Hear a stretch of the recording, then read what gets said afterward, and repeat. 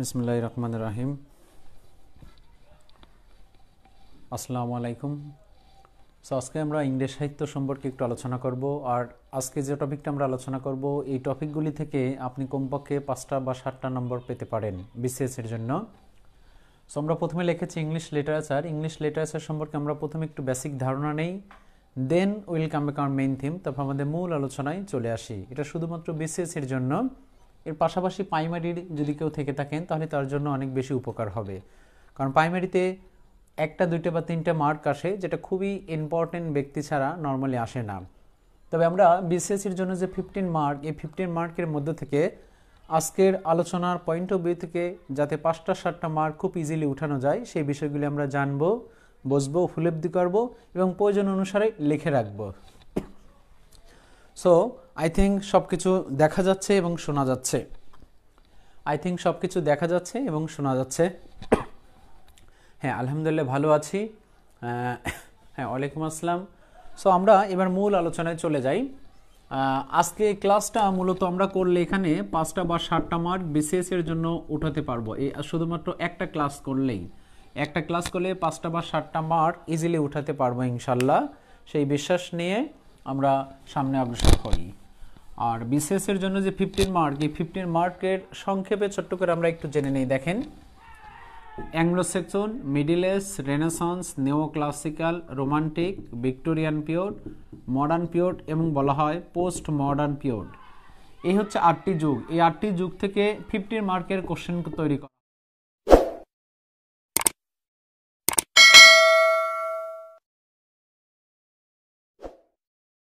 এটা আমরা সবাই জানি। এই 8টি যুগের পাশাপাশি আরেকটা টপিক আছে, সেই টপিকের নাম হচ্ছে লিটারেরি টার্মস। তার মানে এই 8টি যুগ আর এই 9টা থেকে এই 15 মার্কের কোশ্চেন তৈরি করা হয় বিসিএস এর জন্য। এর মধ্যে দেখুন, আপনি এই 9টা যুগ বা 8টা যুগ আর একটা লিটারেরি টার্মস, এর অপর নাম হচ্ছে ফিগার অফ স্পিচ বা লিটারি টার্মস, মানে ছোট ছোট সংজ্ঞা যেখানে আলোচনা করা হয়। What is tragedy, what is comedy, what is epic, what is similar, এরকম। তাহলে এই 8টি যুগ আর এই 9টি থেকে সাধারণত বিসিএস এর জন্য 15 মার্কের কোশ্চেন তৈরি করা হবে এবং হওয়ার সম্ভাবনা আছে। এখান থেকে এই 8টি যুগের মধ্যে থেকে প্রথম 2টি যুগ কোনো কিছুই পড়ার দরকার নেই। তাহলে বাকি থাকে কয়টা? অবশ্যই 6টা যুগ। আপনি বিসিএস এর জন্য 6টা যুগ পড়েন, এই 50 মার্ক, পাশাপাশি লিটারি টার্মস, এই 7টা টপিক পড়েন। 7টা টপিকে আপনি এই বিসিএস এর জন্য দ্যাটস এনাফ। ইংরেজি সাহিত্য থেকে 7টা টপিক পড়েন, এই হলো 6টা যুগ আর অতিরিক্ত একটা লিটারেরি টার্মস। এখন দেখুন, এই 6টি যুগের মধ্যে প্রথমে রেনেসান্স আর রোমান্টিকটা পড়েন। এই দুটি যুগ পড়েন। এই দুটি যুগ যদি পড়েন, রেনেসান্স আর রোমান্টিক, এখানে নিশ্চিত 4টা 5টা বা 6টা কোশ্চেন অবশ্যই আপনি কমন পাবেন। মডার্ন পোস্ট মডার্ন থেকে ছোট্ট করে অল্প ইনফরমেশন পড়বেন, বাকি থাকে ভিক্টোরিয়ান আর নিও ক্লাসিক্যাল সম্পর্কে দেখি আজকে কতটুকু আলোচনা করা যায়। তাহলে দেখেন, এই বিসিএস এ 15 মার্কের জন্য এই 8টি যুগ সিলেক্ট করেন, পাশাপাশি আরেকটা লিটারি টার্মস, এবং 8টি যুগের মধ্যে থেকে প্রথম 2টি যুগ বাদ দেন, বাকি থাকে 6টা যুগ। এই 6টা যুগের মধ্যে আপনি 2টি যুগ ভালো করে পড়েন। 3য় নম্বর যুগ রেনেসান্স পিরিয়ড আর 5ম নম্বর যুগ রোমান্টিক পিরিয়ড। রোমান্টিক আর রেনেসান্স পিরিয়ড পড়লে দেখবেন আপনি 5টা 6টা 7টা কোশ্চেন ইজিলি কমন পাবেন। এবং আমরা আজকে যে বিষয়টা আলোচনা করব সেটা নিও ক্লাসিক্যাল অথবা রোমান্টিক, এই দুইটা পিরিয়ড আমরা আলোচনা করব। এরপর যদি সময় থাকে তাহলে ভিক্টোরিয়ান পিরিয়ডটা আলোচনা করব। তার মানে দেখেন, রেনেসান্স অনেক বড়, একদিনে শেষ হয় না, আমরা অন্য একদিন আলোচনা করে নেব। আজকে 2টি যুগ জানবো, নিও ক্লাসিক্যাল আর রোমান্টিক, আর এই 2টি যুগ থেকে আপনি অনেকগুলি কোশ্চেন কমন পাবেন ইনশাল্লাহ। তাহলে একটা গ্লান্স আমরা নিও ক্লাসিক্যাল পিরিয়ড দিয়ে যাত্রা শুরু করি। একটু কমেন্ট করেন তো যে শোনা যাচ্ছে কিনা বা দেখা যাচ্ছে কিনা। প্লিজ একটু কমেন্ট করেন যে শোনা যাচ্ছে কিনা বা দেখা যাচ্ছে কিনা।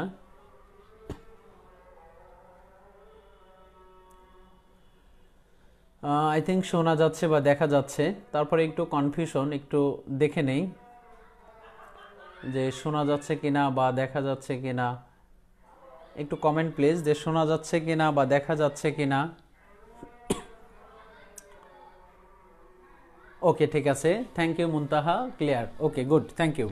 তাহলে দেখুন আমরা ইংরেজ সাহিত্যের 4র্থ নম্বর যুগ, that means new classical period দিয়ে যাত্রা শুরু করি। NEO, new classical. The new classical শব্দটা হবে new classical period, not new. আমরা সংক্ষেপে জানবো যাতে কিভাবে মার্ক ওঠানো যায় বিসিএস এর জন্য। নিউ ক্লাসিক্যাল পিরিয়ড, যার যুগটা বলা হয় 1660 থেকে 1785, দু একটা বইতে দেখতে পারেন, কিন্তু ভুল, এখানে অবশ্যই বলা হচ্ছে 1798। কেন ভুল দেখেন, নিউ ক্লাসিক্যাল পরে আসছে রোমান্টিক। রোমান্টিক কি কখনো এটা আরম্ভ হয়েছে? না, এটা দু একটা বইতে লিখেছে। এর পারফেক্ট 1660 থেকে 1798। এর সেঞ্চুরি তেমন একটা দরকার নেই, তারপরে জেনে নেই 17 and 18 সেঞ্চুরি। এর অনেকগুলি অপর নাম আছে। নিউ ক্লাসিক্যালের বাংলা অর্থ হচ্ছে নব্য ধ্রুপদী বা নকল, copy, duplicate, artificial, nickname, false. দরকার নেই, এখানে অনেক কিছু বলা যায়, কোনো কিছুই দরকার নেই। এর বাংলা অর্থ নব্য ধ্রুপদী। নাম আসলে ডিউরেশন, ডিউরেশন নাম আসলে কখনো কখনো সেঞ্চুরি হতে পারে, এজন্য একটু জেনে রাখলাম। এবার দেখি নিউ ক্লাসিক্যাল পিরিয়ডের এখানে এটা পারফেক্ট না, তারপরে জেনে নিলাম কেন। জানার পরিধি বেশি করলে সেটা কমানো যায়, কিন্তু জানেনি কম, তখন 15টা কোশ্চেনই মনে হবে উইলিয়াম শেক্সপিয়ার। এই জন্য আমরা দুটি জেনে নিলাম। নিউ ক্লাসিক্যাল পিরিয়ডকে 3টে ভাগে ভাগ করা হয়েছে। একটা হলো রেস্টোরেশন, RESTORATION, রেস্টোরেশন। দেখেন বিশেষ পরীক্ষা আসছে restoration period, restoration period, RESTORATION, restoration period. Restoration পিরিয়ডের ছোট্ট করে ডিউরেশন জানি, 1660 থেকে বলা হয় 1700 সাল, মাত্র 40 বছর। এই রেস্টোরেশন পিরিয়ডের অপর নাম ছোট্ট করে জানি এজ অফ ডাইডেন, মানে একজন ব্যক্তির নাম, অথবা এর অপর নাম এজ অফ মিল্টন, মিল্টন। তাহলে দেখেন মূল নাম হচ্ছে রেস্টোরেশন, লেখা যায় দি রেস্টোরেশন পিরিয়ড, দরকার নেই। নিউ ক্লাসিক্যাল পিরিয়ডের আমরা নাম জানলাম, ডিউরেশন জানলাম, সেঞ্চুরি জানলাম। নিউ ক্লাসিক্যালের অপর নাম, তার বাংলা অর্থ অনেক কিছু বলা যায়, নো নিড। নিউ ক্লাসিক্যাল 3টে পার্ট, একটা হচ্ছে রেস্টোরেশন, রেস্টোরেশনের অপর নাম ডাইডেন এবং মিল্টন। তাহলে সিম্পল একটা কোশ্চেন, ডাইডেন এবং মিল্টন কোন যুগের কবি? New classical. নিউ ক্লাসিক্যাল না থাকলে ডাইডেন এবং মিল্টন কোন যুগের কবি? রেস্টোরেশন। যেমন দেখেন শেক্সপিয়ার কোন যুগের? রেনেসান্সের। রেনেসান্স না থাকলে কোন যুগের? এলিজাবেথের। দুটোই থাকলে মেজর পার্ট আগে দেব, শাখা প্রশাখা পরে দেব। রেস্টোরেশন পরে আগস্টান, AUGUSTN, আগস্টান পিরিয়ড লেখা যায়, দি আগস্টান পিরিয়ড সুন্দর করে, সুন্দর দরকার নেই, আমাদের মার্ক দরকার। 1700 থেকে 1700 বলা হয় 45, মাত্র 45 বছর। এই আগস্টান পিরিয়ডের অপর নাম হচ্ছে Alexander Pope, the age of Alexander Pope. তাহলে যদি বলা হয় দেখেন আলেকজান্ডার পপ কোন যুগের কবি? অবশ্যই নিউ ক্লাসিক্যাল। নিউ ক্লাসিক্যাল না থাকলে কোন যুগের? আগস্টান পিরিয়ডের কবি। আরেকটা পার্ট হচ্ছে সেন্সিবিলিটিস পিরিয়ড, সেন্সিবিলিটিস, ইন্দ্রিয়পরায়ণতা। এই সেন্সিবিলিটিস পিরিয়ডের যুগটা অবশ্যই এখান থেকে 1745 থেকে দুই একটা বইতে লিখেছে, দুটেই 1785, কিন্তু এটা ভ্রান্ত ধারণা, আগেই বলেছি। অবশ্যই পারফেক্ট হচ্ছে 1798, কারণ রোমান্টিক এর পরে শুরু হয়েছে অবশ্যই এটা দিয়ে না। এবার জেনে নেই, কনসেপ্ট ক্লিয়ার করি, খুব সহজ তবে সংক্ষিপ্ত, আর এমন না যে এখান থেকে স্লিপ হবে কোশ্চেন, অবশ্যই ইনশাল্লাহ এর মধ্যেই কমন পাবেন। নিউ ক্লাসিক্যাল পিরিয়ডের নাম জানলাম, ডিউরেশন জানলাম, সেঞ্চুরি জানলাম। নিউ বর্ণ 3টে এবং 3টে পার্ট, একটা রেস্টোরেশন, একটা আগস্টান, একটা সেন্সিবিলিটিস। একটা রেস্টোরেশন, একটা আগস্টান, একটা সেন্সিবিলিটিস। রেস্টোরেশন পিরিয়ড অপর নাম age of Dryden, age of Milton, এবং এর বাংলা অর্থ পুনরুত্থান, ইংলিশ অর্থ মনার্সি। আগস্টান পিরিয়ডের অপর নাম আলেকজান্ডার পপ বা শুধু পপ। সেন্সিবিলিটিস, ইন্দ্রিয়পরায়ণতার যুগটা 1745 থেকে 98, এটা ভ্রান্ত ধারণা। তাহলে দেখেন এখানে 85 আমরা বাদ দেই, নিউ ক্লাসিক্যালের যুগটা হচ্ছে 1660 থেকে 1798। এর 3টে পার্ট, রেস্টেশন 1660 থেকে 1700, আগস্টান 1700 থেকে 45 এবং সেন্সিবিলিটিস 45 থেকে অবশ্যই 98। এটা হচ্ছে নিউ ক্লাসিক্যাল পিরিয়ডের নাম জানলাম, ডিউরেশন জানলাম, সেঞ্চুরি জানলাম এবং তার তিনটে শাখা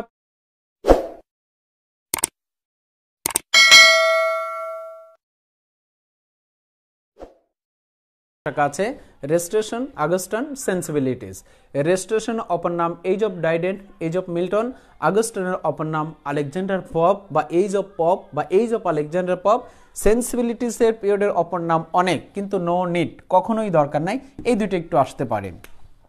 সেন্সিবিলিটিস অপর নাম এজ অফ প্রি রোমান্টিক অথবা এজ অফ স্যামুয়েল জনসন অথবা age of transition, no need. একটু কোশ্চেন করি এখান থেকে ডিপলি, তিনটে কোশ্চেন খুব ইম্পর্টেন্ট। জন ডাইডেন কোন যুগের কবি? নিও ক্লাসিক্যাল। জন মিল্টন কোন যুগের কবি? নিও ক্লাসিক্যাল। নিও ক্লাসিক্যাল না থাকলে একটু ডিপলি, জন মিল্টন কোন যুগের কবি? রেস্টোরেশন। জন ডাইডেন কোন যুগের? রেস্টোরেশন। আলেকজান্ডার পপ কোন যুগের? অবশ্যই মেজর পার্ট নিও ক্লাসিক্যাল। মেজর পার্ট না থাকলে আলেকজান্ডার পপ কোন যুগের কবি? আগস্টান। আর আগস্টান বা আগস্টান 1700 থেকে 1745। আমি যতটুকু কোশ্চেন ইম্পর্টেন্ট এসেছে, আসার সম্ভাবনা আছে ততটুকুই জানছি। আমরা নিও ক্লাসিক্যাল নিয়ে যদি আলোচনা করতাম তাহলে দেখেন এখনো নিও ক্লাসিক্যালের মধ্যেই থাকতাম। কেন? নিও ক্লাসিক্যালের বাংলা অর্থ কি, এর ইংলিশ অর্থ কি, এর সিনোনিম কি এবং এর যুগের নাম কি, ডিউরেশন কি, সেঞ্চুরি কি, কেন নামকরণ করা হলো, এগুলি জাস্ট ইতিহাস, এগুলি থেকে কোশ্চেন কখনো আসে না। তবে কারো জানার আগ্রহ থাকলে অবশ্যই কোশ্চেন করবেন, সেটা যে কোনো কোশ্চেন হোক না কেন। কারো নাম, ডিউরেশন, সেঞ্চুরি, জন্ম, মৃত্যু, শাখা, প্রশাখা, ইত্যাদি হাজারো কোশ্চেন। কারণ because you are a thirsty of knowledge, আপনি জ্ঞান তৃষ্ণার্থ মানুষ। হ্যাঁ, সিম্পলি আমরা কোশ্চেন করি। দেখেন রেস্টোরেশন পিরিয়ডের ডিউরেশন 1660 থেকে 1700 সাল, 37তম বিশেষ পরীক্ষা আসছে। আলেকজান্ডার পপ আগস্টান পিরিয়ডের কবি, তার একটা বিখ্যাত লেখা রেপ অফ দি লক 40তম বিশেষ আসছে। সেন্সিবিলিটিস পিরিয়ডের একজন বিখ্যাত ব্যক্তি উইলিয়াম ব্লেক। দেখেন উইলিয়াম ব্লেক নিও ক্লাসিক্যাল পিরিয়ডের কবি, উইলিয়াম ব্লেক সেন্সিবিলিটিস পিরিয়ডের কবি। এই সময় তার জন্ম, মৃত্যু এবং সাহিত্য রচনা করেছিল, কিন্তু তাকে রোমান্টিক যুগের কবি বলা হয়। এজন্য এই নিও ক্লাসিক্যাল পিরিয়ডে উইলিয়াম ব্লেক জন্মগ্রহণ করে এবং সেন্সিবিলিটিস পিরিয়ডে তার সাহিত্যকর্ম লেখা হয়। কিন্তু তার লেখার ধ্যান ধারণ, আচার আচরণ, বৈশিষ্ট্য সকল কিছুই রোমান্টিক যুগের কবিদের সাথে মিলে গিয়েছিল বলে উইলিয়াম ব্লেক নিও ক্লাসিক্যালের জন্ম এবং সাহিত্য রচনা করার পরেও রোমান্টিক যুগের কবি হচ্ছে উইলিয়াম ব্লেক, যাকে বলা হয় পয়েট অ্যান্ড পেইন্টার। তার ইন্দ্রিয়গুলি কি হয়েছিল? সারা বিশ্বের মধ্যে জাগ্রত হয়ে ছড়িয়ে দিয়েছিল। এই জন্য সেন্সিবিলিটিস পিরিয়ড। আগস্টান নাম অনুসারে রেস্টোরেশন বাংলা অর্থ হচ্ছে পুনরুত্থান, ইংলিশ অর্থ মনার্সি। মনার্সি এবং ডেমোক্রেসির পয়েন্ট অফ ভিউ থেকে নামকরণ করা হয়, যা ইতিহাস, ফিচার্স বা ক্যারেক্টারিস্টিক্স বা এলিমেন্টস বা সিফাত, গুণ, এগুলি বলা হয়। নো নিড, সংক্ষেপে আমরা জেনে নেই। নিও ক্লাসিক্যাল পিরিয়ডের নাম জানলাম, ডিউরেশন জানলাম, সেঞ্চুরি জানলাম। নাম আসলে ডিউরেশন, ডিউরেশন নাম, নাম আসলে কখনো কখনো সেঞ্চুরিও হয়। যেমন দেখেন 37তম বিশেষ একটা আসছে, Victorian period is dash century, 19th century. তার মানে সেঞ্চুরিটা খুবই রেয়ার, এই জন্য নিও ক্লাসিক্যাল জানলাম 17 and 18th সেঞ্চুরি। অথবা নিও ক্লাসিক্যাল তিনটে পার্ট, রেস্টোরেশন, আগস্টান, সেন্সিবিলিটিস। নাম আসলে ডিউরেশন, ডিউরেশন নাম। মেজর পার্ট আসলে সবাই পারে, শাখা প্রশাখা আসলে আমরা কনফিউশন হয়ে যায়। তাছাড়াও হচ্ছে জন মিল্টন, জন ডাইডেন নিও ক্লাসিক্যাল পিরিয়ডের কবি সবাই জানে, যদি আসে রেস্টোরেশন কনফিউশন। আলেকজান্ডার পপ নিও ক্লাসিক্যাল পিরিয়ডের কবি সবাই জানে, আগস্টান আসলে কনফিউশন। আরও অনেক ব্যক্তি আছে, কিন্তু এই তিনজন সংক্ষেপে জেনে নিলাম। ডাইডেন, মিল্টন, রেস্টোরেশন, আলেকজান্ডার পপ বলা হয় আগস্টান পিরিয়ড। তাহলে প্রথমে নাম, ডিউরেশন, সেঞ্চুরি, দ্বিতীয় শাখা প্রশাখা। এবার জানি এই যুগের বিখ্যাত কবি সাহিত্যিকগুলি। তাহলে এখানে একটু সময় দেয় যে এখানে কারো কোনো কোশ্চেন আছে? Is there any question?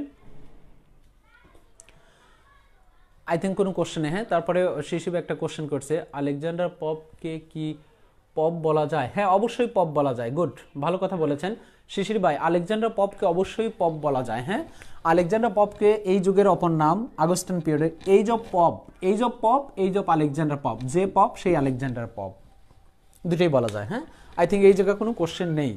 এবার নিও ক্লাসিক্যাল পিরিয়ডের বিখ্যাত কবি সাহিত্যিকগুলি আমরা একটা গ্লান্স একটু জেনে নিই, যে নিও ক্লাসিক্যাল পিরিয়ডের যে কবি সাহিত্যিকগুলি আছে বিসিএস এর জন্য, আমরা কোন কোন কবি সাহিত্যিকগুলি একটু পড়ব। তাহলে অবশ্যই পোয়েটস অফ দি নিও ক্লাসিক্যাল পিরিয়ড, সিপি লিখে দেই, নিও ক্লাসিক্যাল পিরিয়ড। প্রথমে দেখেন পড়বেন হচ্ছে জন মিল্টন। জন মিল্টন এরপর আরেকজন ব্যক্তি জন ড্রাইডেন, DRYDEN।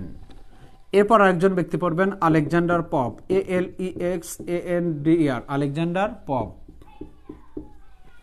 এই তিনজন ব্যক্তি খুব বেশি ইম্পর্টেন্ট। হ্যাঁ, আরেকজন ব্যক্তি আমরা লিখি উইলিয়াম কনগ্রেভ, CONGREVE। এই চারজন ব্যক্তির বাইরে আর পড়া দরকার নেই, সেটা নিও ক্লাসিক্যাল পিরিয়ড থেকে।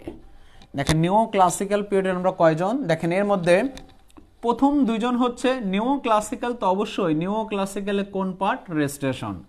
আলেকজান্ডার পপ অবশ্যই বলা হচ্ছে নিও ক্লাসিক্যাল কোন, আগস্টাইন। বাকি আরো যত ব্যক্তি আছে সব ব্যক্তিকে কোনো পার্টের মধ্যে না দিয়ে সরাসরি দিবেন নিও ক্লাসিক্যালের মধ্যে অন্তর্ভুক্ত। John Milton, John Dryden neo classical পিরিয়ডের কবি, অবশ্যই রেস্টোরেশন। আলেকজান্ডার পপ অবশ্যই নিও ক্লাসিক্যাল, রেস্টোরেশন। বাকি যত কবি আছে এই পার্টের মধ্যে অন্তর্ভুক্ত না করে নিও ক্লাসিক্যালে দিবেন, কারণ তারা মেজর ভূমিকা রাখে না সাহিত্যের মধ্যে। তাহলে দেখেন বিসিএস এর জন্য নিও ক্লাসিক্যাল পিরিয়ড থেকে মাত্র আমরা চারজন ব্যক্তি পড়ব, John Milton, John Dryden, Alexander Pope এবং উইলিয়াম কনগ্রেভ। এই চারজন ব্যক্তি আই থিঙ্ক খুব বেশি ইম্পর্টেন্ট। নিও ক্লাসিক্যালের সিনোনিম হচ্ছে, এটা পরীক্ষা আসে না, নিও ক্লাসিক্যাল সিনোনিম হচ্ছে pseudo, PSEUDO, pseudo classical period. Pseudo বলা হয়, কপি বলা হয়, ডুপ্লিকেট বলা হয়, আর্টিফিশিয়াল বলা হয়, নিকনেম বলা হয়, ফলস বলা হয়। আসল না যেটা সেটাকে বলা হয় নকল। আর নকলের একটা ভালো বাংলা হচ্ছে নব্য ধ্রুপদী। নব্য ধ্রুপদী নিও ক্লাসিক্যালের বাংলা অর্থ নব্য ধ্রুপদী। এই নব্য ধ্রুপদীর একটা সহজ বাংলা হচ্ছে নকল। এই যুগের ব্যক্তিরা তাদের ক্ষমতা ছিল না ক্রিয়েটিভিটি করার, তারা অন্যের লেখা চুরি কপি এগুলি করে করে সাহিত্য চালাতো। এই জন্য নিও ক্লাসিক্যালে বাংলা অর্থ বাইরে অপর নাম pseudo classical period, enlightenment period, copy, duplicate, artificial, nickname, কিন্তু নো নিট এগুলি কখনই আসে না। শব্দের দিক থেকে আসে মেটাফিজিক্যাল পয়েট কি, অথবা বলা হচ্ছে রেনেসান্স শব্দটার বাংলা অর্থ ইংলিশ অর্থ কি, অথবা সনেট কি, এগুলি আসে না এগুলি। নিও ক্লাসিক্যাল পিরিয়ডে প্রথমে নাম ডিভিশন সেঞ্চুরি জানলাম, দ্বিতীয় শাখা প্রশাখা জানলাম, তৃতীয় অনেকগুলি ব্যক্তি জানলাম। এই অনেকগুলি ব্যক্তির মধ্যে প্রথম দুজন নিও ক্লাসিক্যাল রেস্টোরেশন পিরিয়ডের কবি, লাস্টের দুইজন না লিখে একজন আলেকজান্ডার পপ নিও ক্লাসিক্যাল আগস্টাইন পিরিয়ডের কবি, উইলিয়াম কনগ্রেভ নিও ক্লাসিক্যাল পিরিয়ডের কবি। যদি বলা হয় কোন যুগের, রেস্টোরেশন বলা যায়, কিন্তু নো নিড, সরাসরি নিও ক্লাসিক্যালের মধ্যে অন্তর্ভুক্ত করলাম। এখন বিষয় হচ্ছে নিও ক্লাসিক্যালের বাংলা অর্থ হচ্ছে নব্য ধ্রুপদী। নব্য ধ্রুপদীর ভালো বাংলা হচ্ছে নকল। আর নিও ক্লাসিক্যালের একটা সিনোনিম হচ্ছে সুডো, কপি, ডুপ্লিকেট, আর্টিফিশিয়াল, নেপ। আসল নয় যেটা, সেটাই হচ্ছে নকল। আর এই নকলকেই বলা হয় নব্য ধ্রুপদী অথবা নিও ক্লাসিক্যাল, কিন্তু নো নিড। হ্যাঁ, অর্থের দিক থেকে আসে রেনেসান্স শব্দটার বাংলা অর্থ কি, ইংলিশ অর্থ কি, হ্যাঁ, অথবা উটোপিয়া অর্থ কোথায় কেউ নেই বা কিছু নেই, রাইম ছন্দ, ব্ল্যাঙ্ক ভার্স অমিত্রাক্ষর, অথবা ব্লাড অর্থ কি বলা হচ্ছে গীতি কবিতা। হ্যাঁ, এইগুলি আসতে পারে, এগুলি আসবে না। তাহলে আমরা কয়জন ব্যক্তি জানলাম, চারজন ব্যক্তি জানলাম, John Milton, John Dryden, Alexander Pope, William Congreve. এরা কোন যুগের ব্যক্তি, অবশ্যই নিও ক্লাসিক্যাল পিরিয়ডের ব্যক্তি। এখন দেখেন নিও ক্লাসিক্যাল পিরিয়ডকে চারজন ব্যক্তি পড়লেই হবে? হ্যাঁ, অবশ্যই নিও ক্লাসিক্যাল পিরিয়ডে চারজন ব্যক্তি পড়লেই নিও ক্লাসিক্যাল পিরিয়ড থেকে দ্যাটস এনাফ। এর পাশাপাশি ছোট্ট করে আরেকজন ব্যক্তি আছে, দেখেন সেই ব্যক্তির নাম হচ্ছে Samuel Johnson, JOHNSON। Samuel Johnson, এটা প্রাইমারির জন্য ইম্পর্টেন্ট, বিসিএস এর জন্য ইম্পর্টেন্ট। এর একটা টাইটেল, তাকে বলা হয়, আপনারা জানেন, father of English dictionary. Father of English dictionary, ডিকশনারিকে আবার বলা হয় লেক্সিকোগ্রাফার। লেক্সিকোগ্রাফার, PICR লাস্টে। আর এর বাংলা অর্থ হচ্ছে অভিধান। এবং এর বিখ্যাত একটা গ্রন্থ, তার মানে দুটো শব্দ দুটো ইনফরমেশন, যে কোনো পরীক্ষার জন্য, dictionary of the English language. Dictionary of the English language, English language,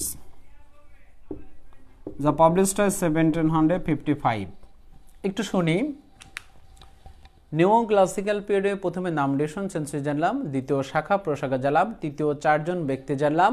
এই চারজন ব্যক্তি মেজর ইম্পর্টেন্ট, এছাড়াও আরও বেশি ইম্পর্টেন্ট, কিন্তু তারা একটা দুটো গ্রন্থ লিখেছিল।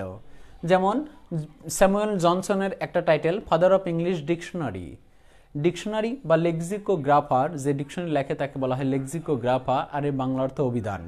তার ডিকশনারির জনক স্যামুয়েল জনসন, তার একটা গ্রন্থ dictionary of the English language, publish 1755 সাল। এটা প্রাইমারির জন্য খুব ইম্পর্টেন্ট, বিসিএস এর জন্য খুব ইম্পর্টেন্ট। তাহলে জেনে নেই dictionary of the English language কে লিখেছে? স্যামুয়েল জনসন, তাকে বলা হয় ডিকশনারির জনক, আর একটু ডিপলি পাবলিশড হয় 1755 সাল। That's enough. Father of English dictionary বা লেক্সিকোগ্রাফার বা অভিধান, তার গ্রন্থ dictionary of the English language, publish 1755 সাল। Samuel Richardson, RICHARDSON, Samuel Richardson ইংরেজ সাহিত্যের প্রথম নোবেল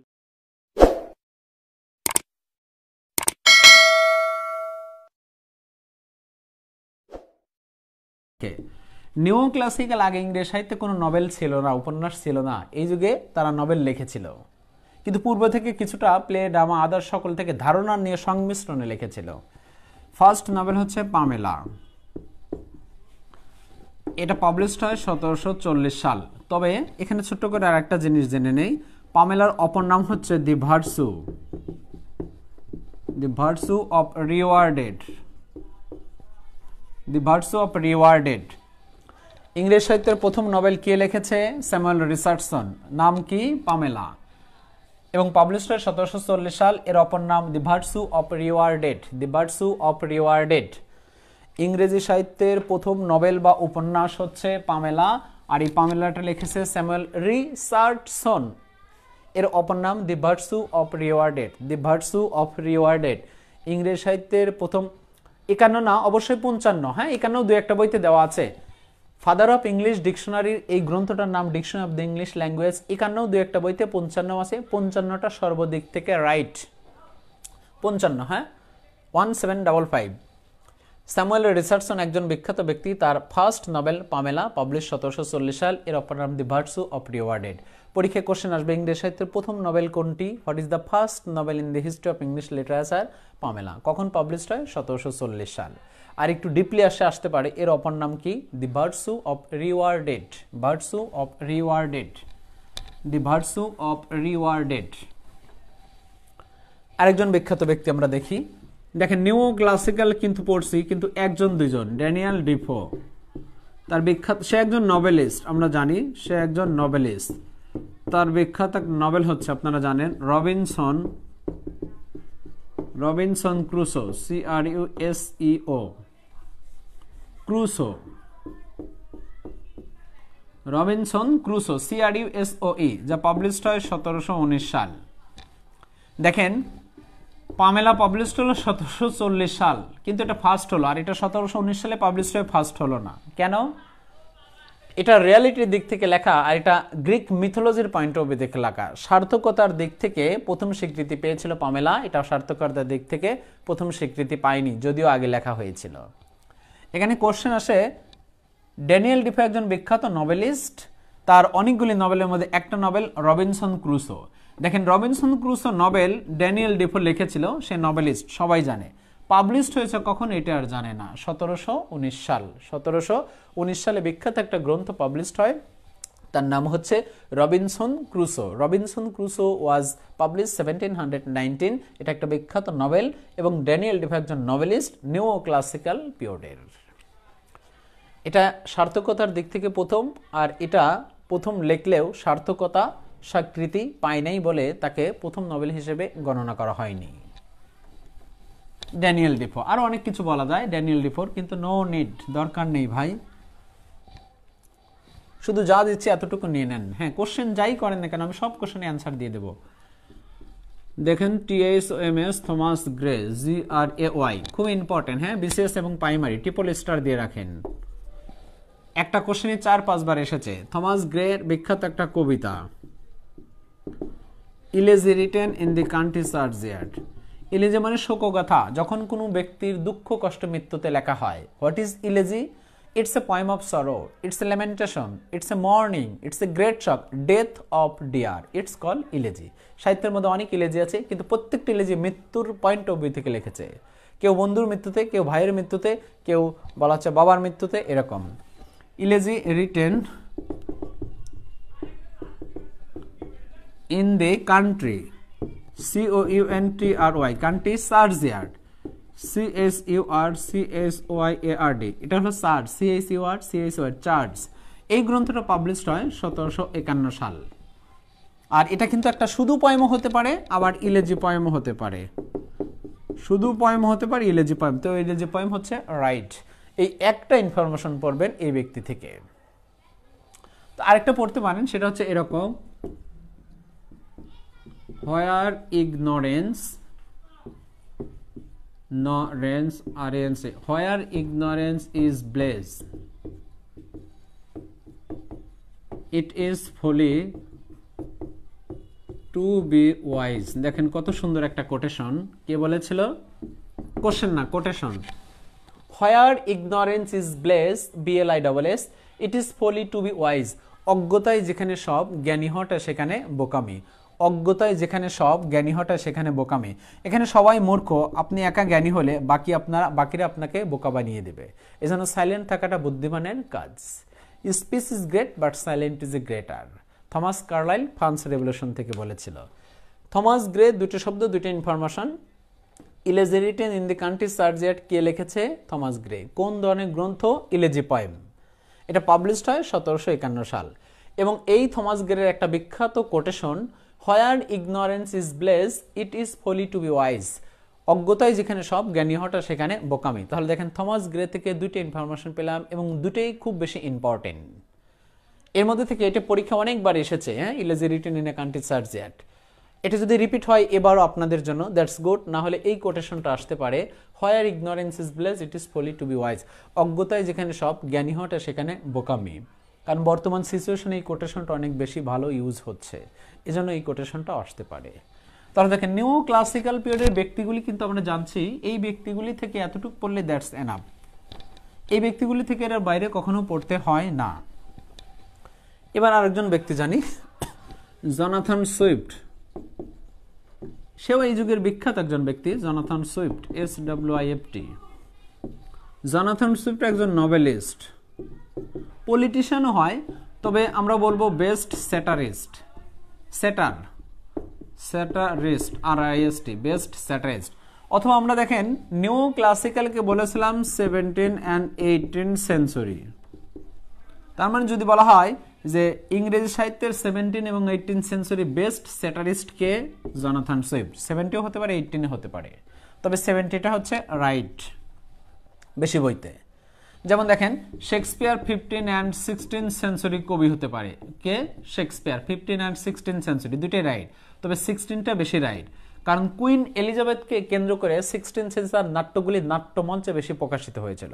তাহলে উইলিয়াম শেক্সপিয়ার রেনেসান্স পিরিয়ডের কবি অবশ্যই, এলিজাবেথিয়ান পিরিয়ডের কবি অবশ্যই, 15 and 16 সেঞ্চুরি দুটোই, তবে 16টা বেশি রাইট। আমরা 16 সেঞ্চুরি কবি বলবো উইলিয়াম শেক্সপিয়ার, আর 17 বিখ্যাত সেঞ্চুরির নোবেলিস্ট বা স্যাটারিস্ট বলবো জনাথন সুইফট। এবং he was born in 1700, he was born in 1667 থেকে 1745, 1665 থেকে 1745। আর Shakespeare 23 April right, not 26 April, 1566 থেকে 1616। যাই হোক, মেইন কথা জনাথন সুইফট নোবেলিস্ট হয়, বেস্ট স্যাটারিস্ট হয়। স্যাটার শব্দটা এরকম, SATIRE, স্যাটার থেকে স্যাটারিস্ট হয়েছে। Satire is a word, it correct thing on the society but not really correct thing. সমাজের কাছে দেখাচ্ছে আপনি ভালো, আসলে আপনি ভালো না, এটি হচ্ছে স্যাটার। তাহলে আমি একটা কোশ্চেন করি, বিখ্যাত নোবেলিস্ট কে? Jonathan Swift. বিখ্যাত স্যাটারিস্ট কে? Jonathan Swift. 17 এবং 18 সেঞ্চুরির স্যাটারিস্ট কে? Jonathan Swift. 15 and 16 সেঞ্চুরির কবি কে? William Shakespeare. তবে দুই আলাদা থাকে, 15, 16, 17, 18, তাহলে 16 দেব শেক্সপিয়ার আর 17 দেব জনাথন সুইফট। মূলত সে নোবেলিস্ট হয়, স্যাটারিস্ট হয়, দুটি দেখবেন আসছে, নোবেলিস্ট এবং স্যাটারিস্ট। এবার এই জনাথন সুইফটের অনেকগুলি নোবেলের মধ্যে একটা নোবেল হচ্ছে Gulliver Travels, GULLIBER Travels, TRAVELS Travels. এটা নোবেল পাবলিশড হয় 1726। এইটা ইম্পর্টেন্ট, এটা একটা বিখ্যাত কি নোবেল। আর এই নোবেলের মধ্যে অনেকগুলি পার্ট আছে, যেমন এ বয়েস টু লিলিপুট, বয়েস টু বোর্ডাংনাক, বয়েস টু হুইম হোপ, বয়েস টু মিজানথ্রপি, দরকার নেই ভাই, একটা পার্ট পড়েন এ বয়েস BOYSE, এই বয়েস মানে যাত্রা।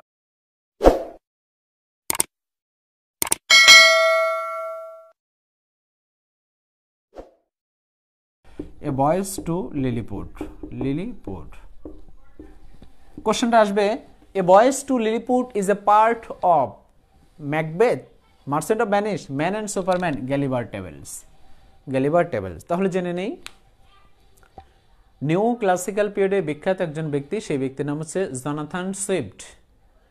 হি ওয়াজ বর্ন ইন 1665 থেকে 1700 বলা হয় 45, অথবা তার জন্মতে দু একটা বইতে এটাও পেতে পারেন 1667 থেকে 1745, কিন্তু নো নিড, সব ব্যক্তির জন্মতে দরকার নেই, তবে কোনো প্রয়োজন হলে বলবেন। এই জনাথন সুইফট দুইটা শব্দ, দুইটা ইনফরমেশন জানলাম, সে স্যাটারিস্ট হয় এবং বলা হচ্ছে নভেলিস্ট হয়। তার একটা নভেল হচ্ছে গ্যালিবার টেবলস, পাবলিশ 1726 সাল। এখানে অনেকগুলি পার্ট আছে, একটা part A voyage to lilliput, এর কারণে সে একজন বিখ্যাত স্যাটারিস্ট হিসেবে পরিগণিত হয়েছিল। তাহলে দেখেন জনাথন সুইফট সম্পর্কে খুব সহজেই আমরা দুইটা ইনফরমেশন জেনে নিলাম। জনাথন সুইফট একজন নভেলিস্ট হয়, স্যাটারিস্ট হয়, আর 17 বা 18 দুইটাই হয়, যেহেতু নিউ ক্লাসিক্যাল 17-18, তবে 17 বেশি রাইট মনে করব। তার বিখ্যাত একটা গ্রন্থ দেখবেন পরীক্ষায় আসছে, গ্যালিবার টেবলস কে লিখেছে? Jonathan Swift. কোন ধরনের গ্রন্থ? নভেল, সবাই জানে। এই দুটো question important. A voyage to Lilliput is a part of, এটা কিসের পার্ট? গ্যালিবার টেবলসের। And another important, when Gulliver Tables was published 1726, that's enough. দেখেন তো এই জনাথন সুইফট থেকে এর বাইরে কি আর কখনো কোশ্চেন এসেছে? না। তাহলে এর বাইরে যে কোশ্চেনগুলি আসবে সেই ব্যক্তি হচ্ছে জন মিল্টন, জন ডাইডেন, আলেকজান্ডার পপ অথবা উইলিয়াম কনগ্রেভ। তাহলে নিউ ক্লাসিক্যাল পিরিয়ড দেখেন আমাদের অলমোস্ট শেষ হয়ে গেল, কিন্তু হ্যাঁ নিউ ক্লাসিক্যাল পিরিয়ড অলমোস্ট শেষ হয়ে গেল। এবার যে ব্যক্তি আছে উইলিয়াম কনগ্রেভ, CONGREV, উইলিয়াম কনগ্রেভ, তাকে বলা হয় bachelor poet, BACHELR, bachelor poet. তার বিখ্যাত কমেডি আমরা জানি, তার বিখ্যাত কমেডি আমরা জানি, যেমন লাভ ফর লাভ, এটা একটা কমেডি, অথবা দি ওল্ড ব্যাচেলার, এটা একটা কমেডি।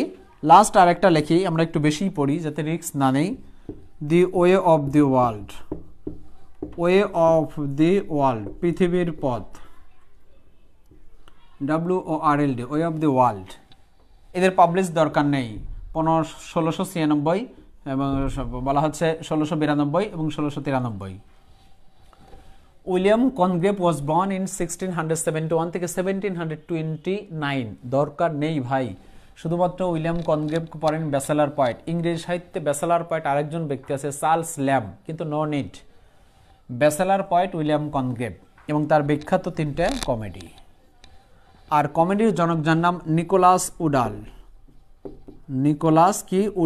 UDALL, Nicolas Udall. আর ট্র্যাজেডির জনক যার নাম সংক্ষেপে লিখি ক্রিস্টোফার মার্লো, LOWE। দুটো কোশ্চেন জেনে নেই। অনেকগুলি ব্যক্তির মধ্যে একজন ব্যক্তি হচ্ছে উইলিয়াম কনগ্রেভ। উইলিয়াম কনগ্রেভকে বলা হয় bachelor poet.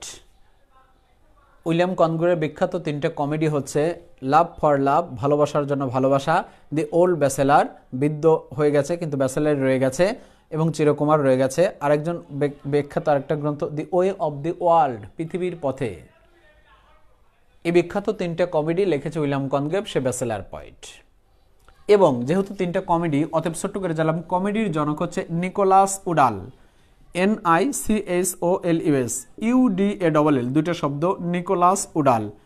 Who is the father of English comedy? Nicholas Udall. একই রকম who is the father of English tragedy? Christopher Marlowe, MARLOWE, Christopher Marlowe. Tragedy জনক ক্রিস্টোফার মার্লো, কমেডির জনক নিকোলাস উডাল। ট্র্যাজেডি জনক Christopher Marlowe, কমেডির জনক Nicholas Udall. আর bachelor poet William Congreve, bachelor poet William কনগ্রেভ।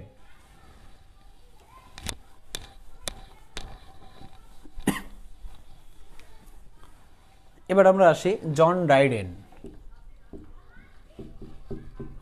DRYDEN, জন ডাইডেন। জন ডাইডেনের title বলা হয় বা টাইটেলস বা ইনটাইটেল বলা হয়। Father of English criticism, father of English criticism, CRITICISM, criticism, father of English criticism. একটু কমেন্টটা দেখে আসি। হ্যাঁ, গুড, কমেন্ট নেই। হ্যাঁ, ফাদার অফ ইংলিশ ক্রিটিসিজম হচ্ছে জন ড্রাইডেন, অথবা তাকে আর একটা ইম্পর্টেন্ট টাইটেল বলা হয় first laureate poet, LAUREAT, laureate, LAUREAT, laureate poet. সংক্ষেপে একটু বলি, সে কোন যুগের কবি? নিও ক্লাসিক্যাল পিরিয়ডের কবি। নিও ক্লাসিক্যালের কোন যুগে? রেস্টোরেশন পিরিয়ডের কবি। এই চারটে টাইটেল পড়ুন, জনে বর্ণ চারটে title. Father of English criticism কেন? সংক্ষেপে বলি, শেক্সপিয়ার অনেকগুলি গ্রন্থ সম্পর্কে সে বাজে মন্তব্য করেছিল, এজন্য তাকে ফাদার অফ ইংলিশ ক্রিটিসিজম। সহজ কথা, শেক্সপিয়ারকে সে দেখতে পারত না। তার মধ্যে একটা গ্রন্থ এরকম বলেছিল, the most insipid ridiculous play even I saw in my whole life.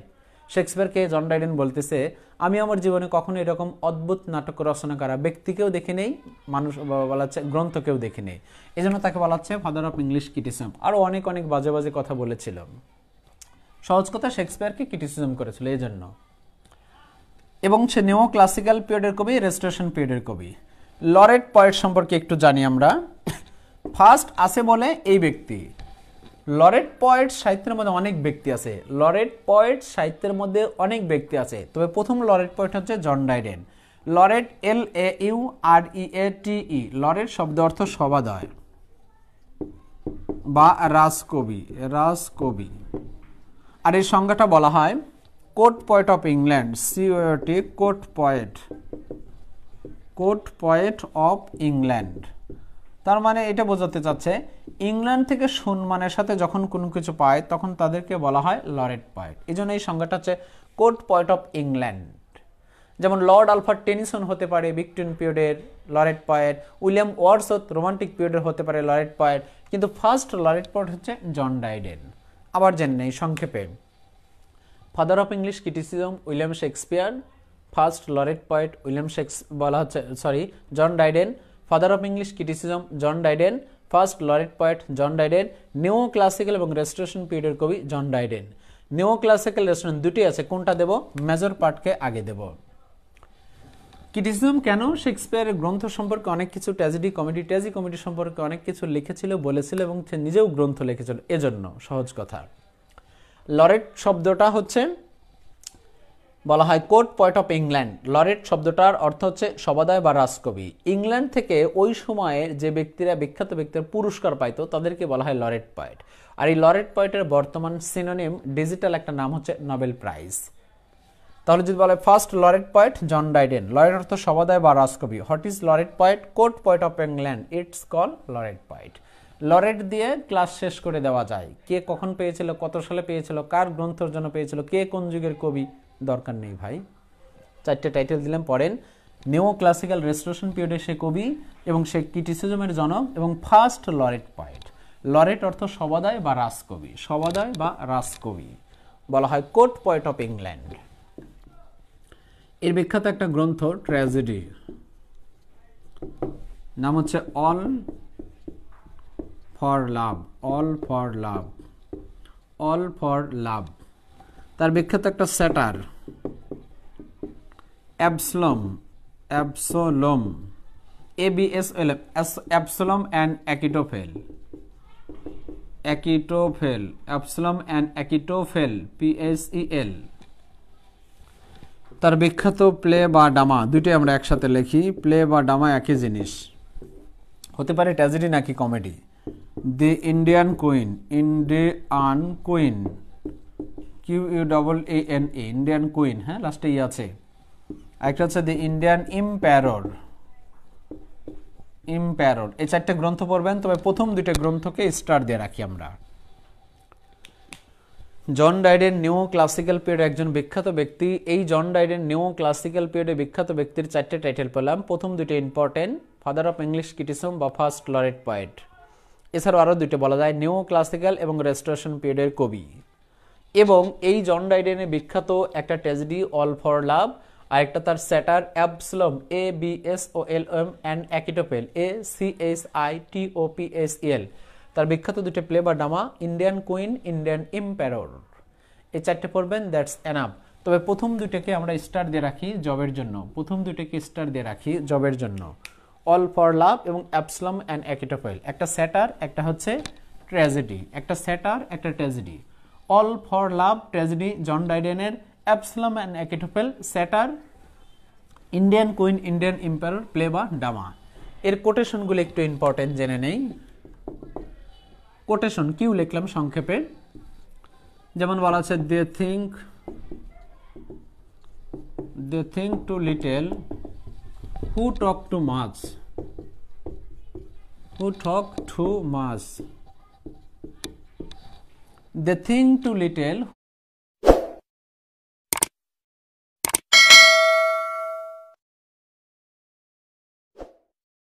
who talk too much।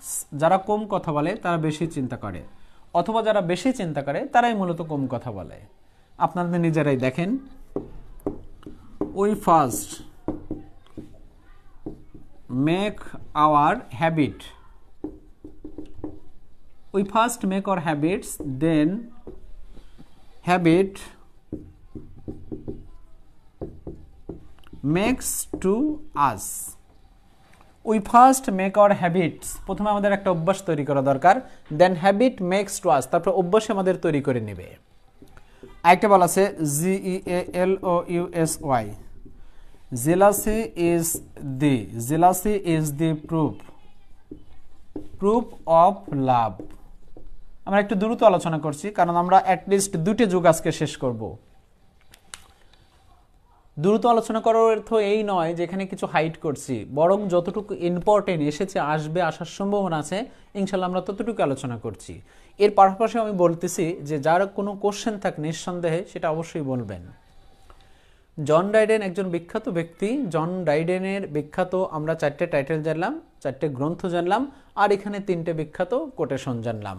দেখুন, একটা হচ্ছে they think too little who talk too much, যারা কম কথা বলে তারা বেশি চিন্তা করে, অথবা we first make our habits then habit makes to us, প্রথমে আমাদের অভ্যাস তৈরি করা দরকার, এরপর অভ্যাস আমাদের তৈরি করে নেবে। লাস্ট কোটেশন বলা আছে jealousy is the proof of love, জেদ বা হিংসা হচ্ছে ভালোবাসার প্রমাণ। কে বলেছে? জন ডাইডেন। কোত্থেকে? উল্লেখ নেই। কোটেশন 2টা পয়েন্ট অফ ভিউ থেকে হয়, কে বলেছে, কোত্থেকে বলেছে। যেমন a little learning is a dangerous thing, কে বলেছে? Alexander Pope. কোত্থেকে? Essay on criticism. কে বলেছে? জানলাম। কোত্থেকে বলেছে? জানলাম না। সেগুলি সাহিত্যের ভাষায় বলা যায় অ্যাফোরিজম। অ্যাফোরিজম মানে প্রবাদ, প্রবাদ মানে ইউনিভার্সাল ট্রু, অথবা সেইগুলিকে বলা যায় টার্সনেস। টার্সনেস মানে শর্ট স্পিচ। তাহলে এগুলি শর্ট স্পিচ বা প্রবাদ, এগুলি শর্ট স্পিচ বা প্রবাদ কার? জন ডাইডেন। যেহেতু কোথায় উল্লেখ নেই, কে বলেছে জানলাম, কোথায় উল্লেখ নেই, যখনই কোথায় উল্লেখ নেই তখনই সেটা প্রবাদ বা অ্যাফোরিজম হয়। সাহিত্যের ভাষায় অ্যাফোরিজম, ইংলিশে প্রবাদ। সাহিত্যের ভাষায় টার্সনেস, ইংলিশে শর্ট স্পিচ। তাহলে এইগুলি এই ব্যক্তির শর্ট স্পিচ। সরাসরি আসবে যে এগুলি কে বলেছে? জন ডাইডেন। তাহলে দেখেন, নিউ ক্লাসিক্যাল পিরিয়ডের আর 2জন ব্যক্তি আমাদের বাকি আছে, একজন হচ্ছে আলেকজান্ডার পপ আর একজন বলা হচ্ছে জন মিল্টন। তাহলে এই 2জন ব্যক্তি পড়লে আই থিঙ্ক আমাদের নিউ ক্লাসিক্যাল পিরিয়ডটা খুব সহজেই শেষ হয়ে যাবে। আমরা যতটুকু জানলাম ততটুকু আমরা এট এ গ্লান্স একটু কনসেপ্ট ক্লিয়ার করে আসি, রিভিশন দিয়ে আসি। এরপরে আমরা বিখ্যাত একজন ব্যক্তি জানবো, সেই ব্যক্তি হচ্ছে জন মিল্টন। জন মিল্টন খুবই ইম্পর্টেন্ট একজন ব্যক্তি। এই ব্যক্তির জন্ম মৃত্যু লেখা যায় 1608 থেকে 1674ও আছে, 78ও আছে। কোনটা দেবেন বলেন? হ্যাঁ, দুটেই 74ই দেই। হ্যাঁ, এর রেফারেন্স অনেক জায়গায় পাবেন, যেমন দুর্মুর বইয়ের 88 নম্বর পেজের বাম পাশে পাবেন, এই হ্যান্ডবুক অফ ইংলিশ লিটারেচার শরীফ ভাইয়ের 52 বা 53 নম্বর পেজে পাবেন, অথবা অপটিয়াম ইংলিশ লিটারেচার আকাশ ভাইয়ের বইয়ের 105 নম্বর পেজের ডাইন পাশের উপরে প্রথম 5 নম্বর লাইনে পাবেন, আরও ইত্যাদি। দরকার নেই। হ্যাঁ, দুটোই রাইট, তবে এখানে 74ই হচ্ছে রাইট। জেনে নেই আজকের আলোচনা বলেছি 2-3টে যুগ যা পারি আলোচনা করব, তবে এখান থেকে ইনশাল্লাহ কোশ্চেন নিশ্চিত কমন পাবেন। বলেছি 5টা 6টা বা 7টা। নিও ক্লাসিক্যাল পিরিয়ডের নাম জানলাম, ডিউরেশন জানলাম, সেঞ্চুরি জানলাম, আরও অনেক কিছু জানা যায়, দরকার নেই। নিও ক্লাসিক্যাল পিরিয়ডের 3টে পার্ট, রেজিস্ট্রেশন, আগস্টান, সেন্সিবিলিটিস, এদের নাম এবং ডিউরেশন জানলাম। নিও ক্লাসিক্যাল পিরিয়ডের গুরুত্বপূর্ণ ব্যক্তি জন মিল্টন, জন ডাইডেন, আলেকজান্ডার পপ এবং বলা হয় উইলিয়াম কনগ্রেভ। এছাড়াও আরও বিখ্যাত কিছু ব্যক্তি ছিল, কিন্তু সেই ব্যক্তিগুলি থেকে 1-2টা গ্রন্থ পড়লে enough. Samuel Johnson, father of English dictionary, dictionary of the English language, 1755 সাল। স্যামুয়েল রিচার্ডসন ইংরেজি সাহিত্যের প্রথম নোবেল পামেলা, পাবলিশ 1740 সাল, এর অপর নাম the birds of rewarded. Daniel Defoe Robinson Crusoe Nobel, publish 1719 সাল।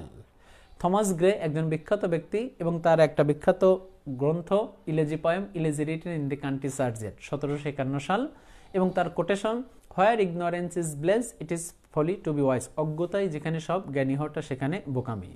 এরপর বিখ্যাত আরেকজন ব্যক্তি আমরা জানলাম জনাথন সুইফট, সে একজন নোবেলিস্ট বা বেস্ট স্যাটারিস্ট। আর আমরা এখানে একটু গল্প করলাম।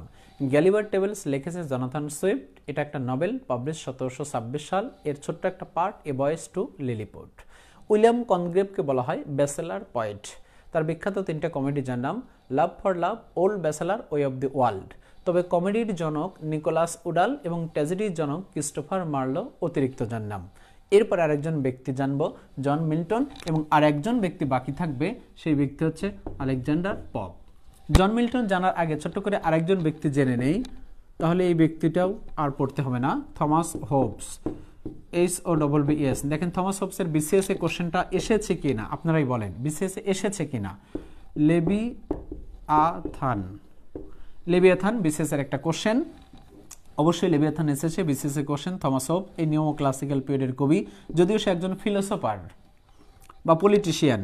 এর বিখ্যাত একটা কোটেশন আপনাদের বাইবা বোর্ডে ধরতে পারে, KNOWLEDGE, নলেজ ইজ পাওয়ার। দেখেন আমরা জানি এটা নলেজ ইজ পাওয়ার, কে বলেছে জানি না, কোত্থেকে বলেছে আরও জানি না। জন মিল্টন পড়ার পূর্বে ছোট্ট করে আমরা নিও ক্লাসিক্যাল পিরিয়ড রিভিশন দিয়ে আসলাম এবং জানলাম দুজন ব্যক্তি বাকি আছে, আলেকজান্ডার পপ, জন মিল্টন। জন মিল্টনের মাঝখানে এসে আমরা অন্য কিছু আলোচনা করার পয়েন্ট অফ ভিউ থেকে আরেকজন গুরুত্বপূর্ণ ব্যক্তি জেনে নিলাম, সেটা হচ্ছে থমাস হোবস। তার একটা গ্রন্থ লেবিয়াথান, LEBIATHAN, তার একটা quotation knowledge is power. Thomas Hobbes, দুইটা শব্দ দুইটা ইনফরমেশন, একটা গ্রন্থ মেজর ওয়ার্ক, এটার কোনো ধরন নেই, একটা ওয়ার্ক। কে লিখেছে? থমাস হোব। নলেজ ইজ পাওয়ার কে বলেছে? থমাস হোব। কোথায়? লেবিয়াথান। এবার জন মিল্টন আলোচনা করি, তারপর আলেকজান্ডার পপে যাই। তাহলে যদি কোশ্চেন আসে লেবিয়াথান কে লিখেছে? থমাস হোবস, এবং বিখ্যাত তার একটা কোটেশন নলেজ ইজ পাওয়ার। জন মিল্টনকে ছোট্ট করে আমরা বলি ইপিক পয়েট, পাশাপাশি এটা বলা যায় ব্লাইন্ড পয়েট। এই দুইটা ইম্পর্টেন্ট, পাশাপাশি আরো দুইটা জেনে নেই। দেখেন কোন যুগের কবি? নিও ক্লাসিক্যাল। নিও ক্লাসিক্যালের কোন যুগে? রেস্টোরেশন পিরিয়ডের কবি। আরো বলা যায় দরকার নাই, এই চারটা সবচেয়ে ইম্পর্টেন্ট। তার বিখ্যাত গ্রন্থ সবগুলি পড়া দরকার নাই। লুসিডাস, এটা একটা ইলেজি পয়েম, পাবলিশড হয় 1637। এটা একটা ইলেজি পয়েম, ইলেজি পয়েম তার বন্ধুর মৃত্যুতে লিখেছিল। কার মৃত্যুতে? ফ্রেন্ড। আর সেই ফ্রেন্ডের নাম হচ্ছে Edward king, EDWARD, Edward king বা ক্যাং এডওয়ার্ড, জেনে নেই। এই চারটে টাইটেল বলা হয় জন মিল্টনকে। কেন বলা হয় আমরা কোশ্চেন করবো, কেন এপিক পয়েট, কেন ব্লাইন্ড পয়েট, একটু পরে শুনবো। Epic poet John Milton, blind poet John Milton, অন্ধ কবি জন মিল্টন, মহাকাব্যের কবি জন মিল্টন। কিন্তু কেন? একটু পরে। নিও ক্লাসিক্যাল পিরিয়ডের কবি, রেস্টোরেশন পিরিয়ডের কবি জন মিল্টন। তার বিখ্যাত একটা গ্রন্থ হচ্ছে লুসিডাস বা লাইসিডাস, পাবলিশড হয় 1737 সালে। এটা ইলেজি পয়েম, তার বন্ধুর মৃত্যুতে লেখা। বন্ধুর নাম কিং এডওয়ার্ড বা এডওয়ার্ড কিং। এডওয়ার্ড কিং এর মৃত্যুতে লিখেছিল। আগে কোশ্চেন আসতো লুসিডাস কে লিখেছে? John Milton. কোন ধরনের গ্রন্থ? Elegy poem. এখন কোশ্চেন আসে এটা কার মৃত্যুতে লিখেছিল? বন্ধু। বন্ধুর নাম কি? Edward king. কত সালে পাবলিশড হয়? এত সাল। তাহলে তার বিখ্যাত একটা কবিতা জানলাম লুসিডাস বা লাইসিডাস, এবং এটা পাবলিশড কত সালে সেটা জানলাম। এবং তার বিখ্যাত আরেকটা গ্রন্থ জানি প্যারাডাইস, PARADISE, প্যারাডাইস লস্ট, সবাই জানে কিন্তু পাবলিশড আর জানি না, 1667। আরেকটা একই স্পেলিং, প্যারাডাইস রিগাইন, REGINED, পাবলিশ 1671। এই দুটো হচ্ছে ইপিক, এই দুটো হচ্ছে ইপিক। এখানে আমরা একটু গল্প করি। প্যারাডাইস লস্ট, প্যারাডাইস রিগাইন লিখেছে জন মিল্টন এবং পাবলিশড হয় 1667, 1671, দুটি হচ্ছে ইপিক পোয়েম। জন মিল্টন যখন 1652-তে অন্ধ হয়ে যায়, বন্ধ করিয়ে দেওয়া হয়, তখন তার বোনের বাসায় গিয়ে বোনের সাহায্য নিয়ে অন্ধ অবস্থায় দুটি গ্রন্থ লেখে। অন্ধ অবস্থায় গ্রন্থ লিখেছিল বলে তাকে বলা হলো ব্লাইন্ড পয়েট, আর এই দুটো গ্রন্থের ধরন ইপিক, এজন্য তাকে বলা হলো ইপিক পয়েট। জন মিল্টন একজন ব্যক্তি ছিল যার সম্পূর্ণ সাহিত্যকর্ম আগুনে পুড়িয়ে দেওয়া হয়েছিল এবং তার ওয়াইফকে তার কাছ থেকে বিতাড়িত করা হলো, সেপারেট করা হয়েছিল 1643-তে, এবং তার সকল সাহিত্যকর্ম আগুনে পুড়িয়ে দেওয়া হয়েছিল। এবং এই জন মিল্টনকে অন্ধ করিয়ে দেওয়া হয়েছিল 1652-তে। কেন? ইটালিতে যুদ্ধ হলে ইংল্যান্ডে যাইতো, ইংল্যান্ডে যুদ্ধ হলে ইটালিতে যেত, মৌলস্য তৈরি করে দিয়ে নিজে পলায়ন থাকতো।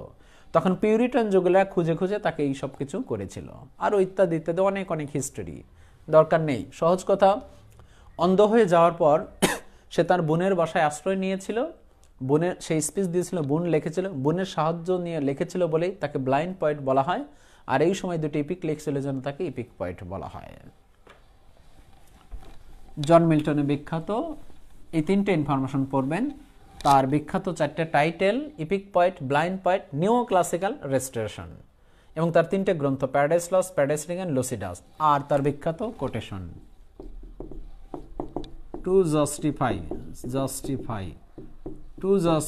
the way, to justify the way of God to man, God to man, অবশ্যই গড টু ম্যান মনে রাখবেন, man's two god, god to man, women two god হতে পারে, মানে মানুষ কার কাছে প্রার্থনা করবে? ঈশ্বরের কাছে। এটা প্যারাডাইস লস্টের মূল থিমও হয়, আবার সেন্টেন্সও হয়।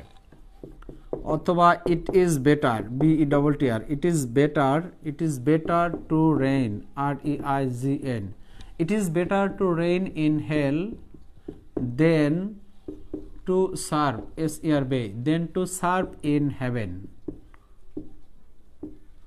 এই দুটো বিখ্যাত গ্রন্থ পেলাম। PL মানে সংক্ষেপে প্যারাডাইস লস্ট, কে বলেছে? John Milton.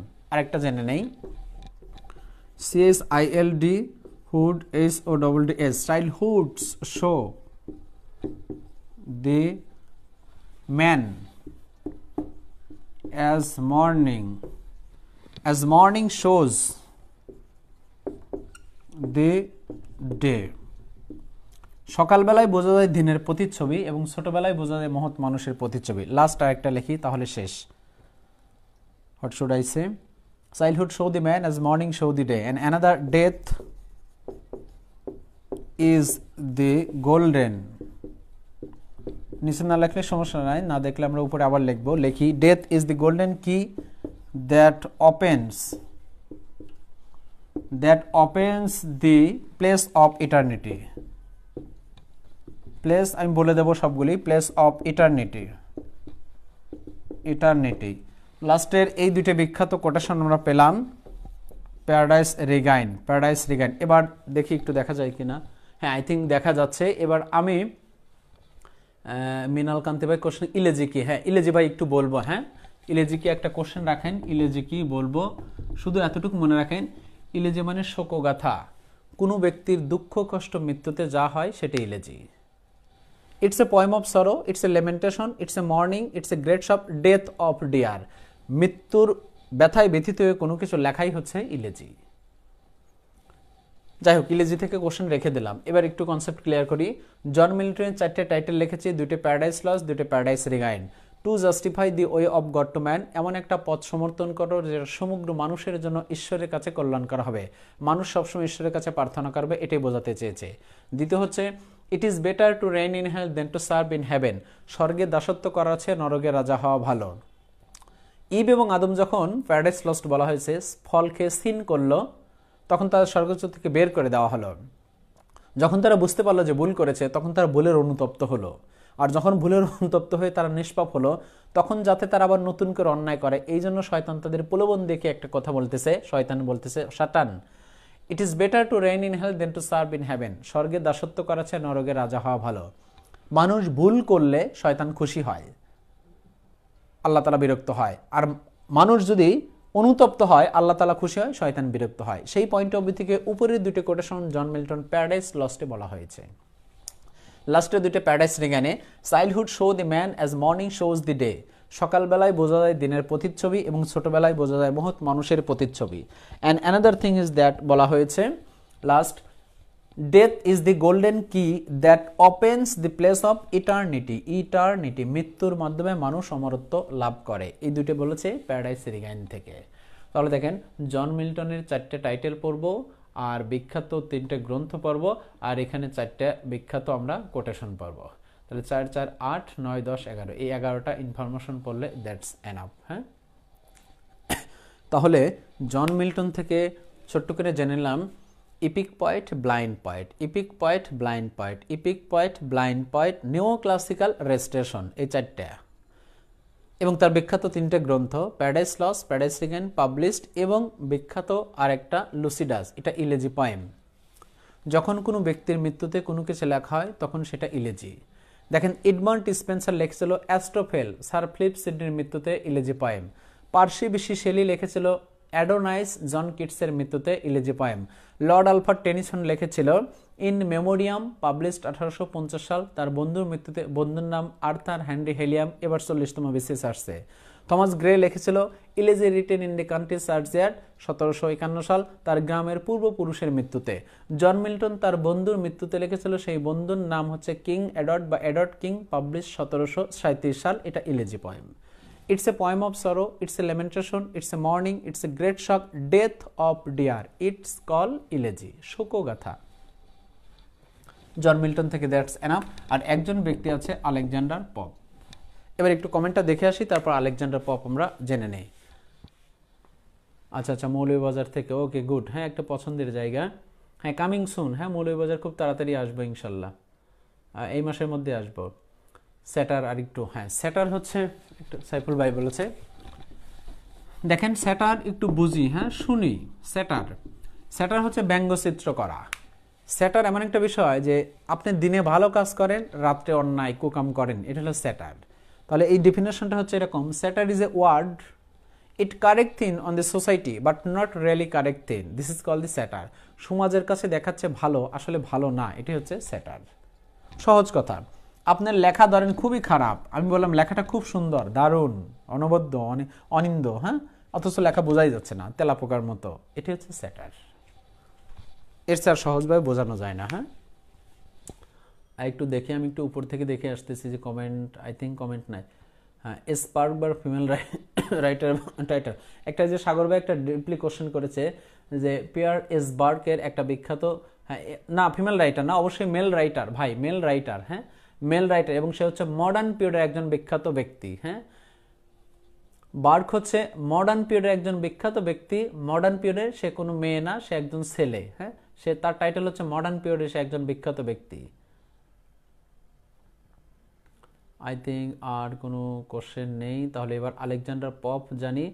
আলেকজান্ডার পপ জানার পরে আমাদের নিউ ক্লাসিক্যাল পিরিয়ডটা ইজিলি শেষ হয়ে যাবে। That's enough. হ্যাঁ, আর কোনো কোশ্চেন নেই। তাহলে দেখেন নিউ ক্লাসিক্যাল পিরিয়ডে কত সহজে আমরা জানলাম। আমরা অলমোস্ট এই অল্প সময়ের মধ্যে একটা যুগ পড়লাম। এখান থেকে আপনারা 2টে বা 3টে কোশ্চেন ইনশাল্লাহ কমন পাবেন, সেটা বিসিএস এর জন্য। আমরা একটু ডিভিশন দিয়ে আসি। আমরা আলোচনা করলাম নিউ ক্লাসিক্যাল পিরিয়ড। নিউ ক্লাসিক্যালের প্রথমে নাম, রেশন, সেঞ্চুরি, দ্বিতীয় এর শাখা প্রশাখা, আর তৃতীয় হচ্ছে অনেকগুলি ব্যক্তি। এই অনেকগুলি ব্যক্তির মধ্য থেকে আমরা অলমোস্ট সব ব্যক্তি পড়ে ফেললাম, একজন ব্যক্তি বাদ, আলেকজান্ডার পপ। এবার আলেকজান্ডার পপ সম্পর্কে একটা গ্লান্স জেনে নেই। এখানে যতটুকু আলোচনা করা হচ্ছে দ্যাটস এনাফ বিসিএস এর জন্য, এর বাইরে আর পড়ার দরকার নেই। হ্যাঁ, তার অর্থ এই নয় এখান থেকে কোনো কিছু বাইরে আসবে। নর্মালি বাইরে আসার সম্ভাবনা খুবই কম, কারণ অভিজ্ঞতা থেকে আর সৃষ্টিকর্তার প্রতি ভরসা রেখে আপনাদের বলছি। এবার Alexander Pope, EALEXANDR, Alexander Pope. তুলনামূলকভাবে এই ব্যক্তি খুব বেশি important. He was born in 1688 থেকে 1744। আলেকজান্ডার পপকে বলা হয় মূলত mock, MOCK, mock epic poet.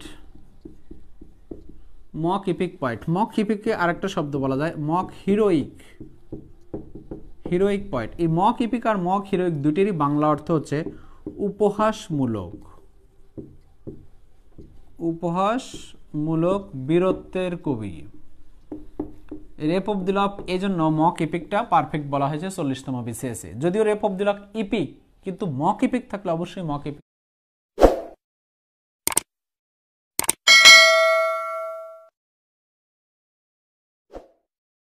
দেব। এই তিনটে টাইটেল। আরেকটা টাইটেল, সে কোন যুগের কবি? নিও ক্লাসিক্যাল কবি, নিও ক্লাসিক্যাল পিরিয়ডের কবি। নিও ক্লাসিক্যালে কোন যুগের বলেন তো? AUGUSTN আগস্টান পিরিয়ডের কবি। এবং আগস্টান পিরিয়ড আমরা জেনেছিলাম যে 1700 থেকে 1745। জেনে নেই সিম্পলি। আলেকজান্ডার পপে দেখেন, পপে 4টে বর্ণ, 4টে আমরা টাইটেল জানলাম। মক এপিক, মক হিরোইক, উপহাসমূলক বীরত্বের কবি। এবং আরও দুটো অতিরিক্ত, নিও ক্লাসিক্যাল পিরিয়ডের কবি। নিও ক্লাসিক্যালের কোন যুগের কবি? কারণ নিও ক্লাসিক্যালের আগস্টান পিরিয়ডের অপর নামই হচ্ছে আলেকজান্ডার পপ। তাহলে সে নিও ক্লাসিক্যালের আগস্টান পিরিয়ডের কবি। আগস্টান পিরিয়ড মানে 1700 থেকে 1745 সাল পর্যন্ত। এই টাইটেলগুলি একটু জেনে নিলাম। সিম্পলি এই মক এপিক, মক হিরোইক, উপহাস করা, ঠাট্টা করা, বিদ্রুপ করা, তামাশা করা, ফান করা, এই একই শব্দ ইউজ করা হয়। নিও ক্লাসিক্যাল আগস্টান পিরিয়ডের একজন কবি আলেকজান্ডার পপ। তার বিখ্যাত ছোট ছোট আমরা অন্য অন্য ইনফরমেশন দেখি। তার অনেক কবিতা আছে, কিন্তু নো নিড, আপনি একটা কবিতা পড়বেন। সেই কবিতার নাম হচ্ছে the Rape of the lock. Rape of the Lock. দেখেন, রেপ অফ দি লক এটা বিখ্যাত কবিতা, লিখেছে আলেকজান্ডার পপ, সবাই জানে। যদি বলা হয় পাবলিশড হয়েছে কখন, তখন আর জানি না। রেপ অফ দি লক অবশ্যই 1712 সাল। এটা ইপিকও হয়, কিন্তু ইপিক থেকেও দেখেন যদি কখনো এই কোশ্চেনটা থাকে, mock epic, mock epic poem, তাহলে দেখেন মক ইপিকটা হচ্ছে রাইট। 40তম বিসিএসে আসছে tragedy, comedy, epic, mock epic. যেহেতু তার টাইটেল মক ইপিক, এটা ইপিক হওয়ার শর্তেও মক ইপিকটা সর্বদিক থেকে রাইট। যদি দুইটাই থাকে মক ইপিক দেব। আর যদি থাকে what kind types Rape of the Lock, tragedy, comedy, drama, epic, তখন নিঃসন্দেহে ইপিক দেব। এবং এর হচ্ছে hero. Rape of the Lock নায়ক হচ্ছে ব্যারন। কখনো কখনো ক্যারেক্টার থেকে কোশ্চেন আসে। হিরোইন, হিরোইন হচ্ছে বেলিন্ডা। বেলিন্ডা। এখানে লাইনস আছে 794টি। 794টি। আর রেপ অফ দি লকের বাংলা অর্থ হচ্ছে বেনি কর্তন করা। এটা সবাই জানে, বেনি কর্তন করা, বেনি কর্তন করা। একটু জেনে নেই, রেপ অফ দি লক কে লিখেছে? Alexander pop. কোন ধরনের গ্রন্থ? ইপিক বা মক ইপিক। পাবলিশ 1712 সাল। নায়ক ব্যারন, নায়িকা বেলিন্ডা। এবং কতগুলি লাইন আছে? 794টি। আর এখানে যে কয়েকটা ইনফরমেশন জানলাম, এই কয়েকটা ইনফরমেশন সবচেয়ে বেশি important. Rape of the Lock লিখেছে আলেকজান্ডার পপ, নায়ক ব্যারন, নায়িকা বেলিন্ডা। এটা ইপিক বা মক ইপিক, পাবলিশ 1712 সাল এবং লাইন 794টি। আর রেপ অফ দি লকের বাংলা অর্থ হচ্ছে বেনি কর্তন করা। আর এর মূল থিমটা হচ্ছে to vindicate the way of God to man. এমন একটা পথ সমর্থন করো যেটা ব্যারন বেলিন্ডারের চুল কেটে দিতে ঈশ্বর তাকে সাহায্য করে। তাহলে ছোট্ট করে আমরা এখানে দেখি, রেপ অফ দি লক একটা ইপিক বা মক ইপিক, দুটি হতে পারে, ইপিক বা মক ইপিক। এখানে সবচেয়ে ইম্পর্টেন্ট এ ছাড়াও একটা সেন্টেন্স ইম্পর্টেন্ট, সেই সেন্টেন্সটা নিয়ে অনেকের কনফিউশন হয়। দেখেন, জন মিল্টনের পিএল কি লিখলাম? জন মিল্টন প্যারাডাইস লস্টের মূল থিম হচ্ছে two justify the way of God to man. এটা কিন্তু আমরা জানলাম। খেয়াল করি, প্যারাডাইস লস্ট লিখেছে জন মিল্টন, এটা একটা ইপিক। প্যারাডাইস লস্টের মূল theme two justify the way of God to man. এমন একটা পথ সমর্থন করো যেটা সমগ্র মানুষের জন্য ঈশ্বরের কাছে কল্যাণকর হয়। এই জাস্টিফাইয়ের পরিবর্তে এখানে যদি একটা শব্দ থাকে, জাস্টিফাইয়ের পরিবর্তে যদি একটা শব্দ থাকে এখানে, সেটা হচ্ছে vindicate, BNDICAT, vindicate, to vindicate the way of God to man. এটা হচ্ছে তখন হবে আলেকজান্ডার পপের রেপ অফ দি লকের মূল থিম। তখন আর জন মিল্টন প্যারাডাইস লস্ট হবে না। তাহলে একটা শব্দ ভেন্ডিকেট মানে হচ্ছে সমর্থন করা। তাহলে জেনে নেই, two justify the way of God to man, এমন একটা পথ সমর্থন করো যেটা সমগ্র মানুষের জন্য ঈশ্বরের কাছে কল্যাণকর হয়। Paradise Lost, John Milton, epic. একই কথা একটু ভিন্ন, টু ভেন্ডিকেট, BANDICAT, মানে সমর্থন করো, to vindicate the way of God to man, এমন একটা পথ সমর্থন করো ব্যারন বেলিন্ডারের চুল কেটে দিতে ঈশ্বর প্রেতাত্মা হয়ে তাকে সাহায্য করে। এটা আলেকজান্ডার পপের রেপ অফ দি লকের মূল থিম। তাহলে দুটো শব্দের পার্থক্য কারণে বাকি সব এক, এটা বিসিএসের জন্য খুব ইম্পর্টেন্ট। যেহেতু রেপ অফ দি লক দেখেন ইপিক এবং মক ইপিক খুব কাছাকাছি থেকে এসেছে, অনেকেই ইপিক দিচ্ছে, হ্যাঁ ইপিক রাইট, কিন্তু মক ইপিক থাকলে অবশ্যই এটা আগে রাইট দেব।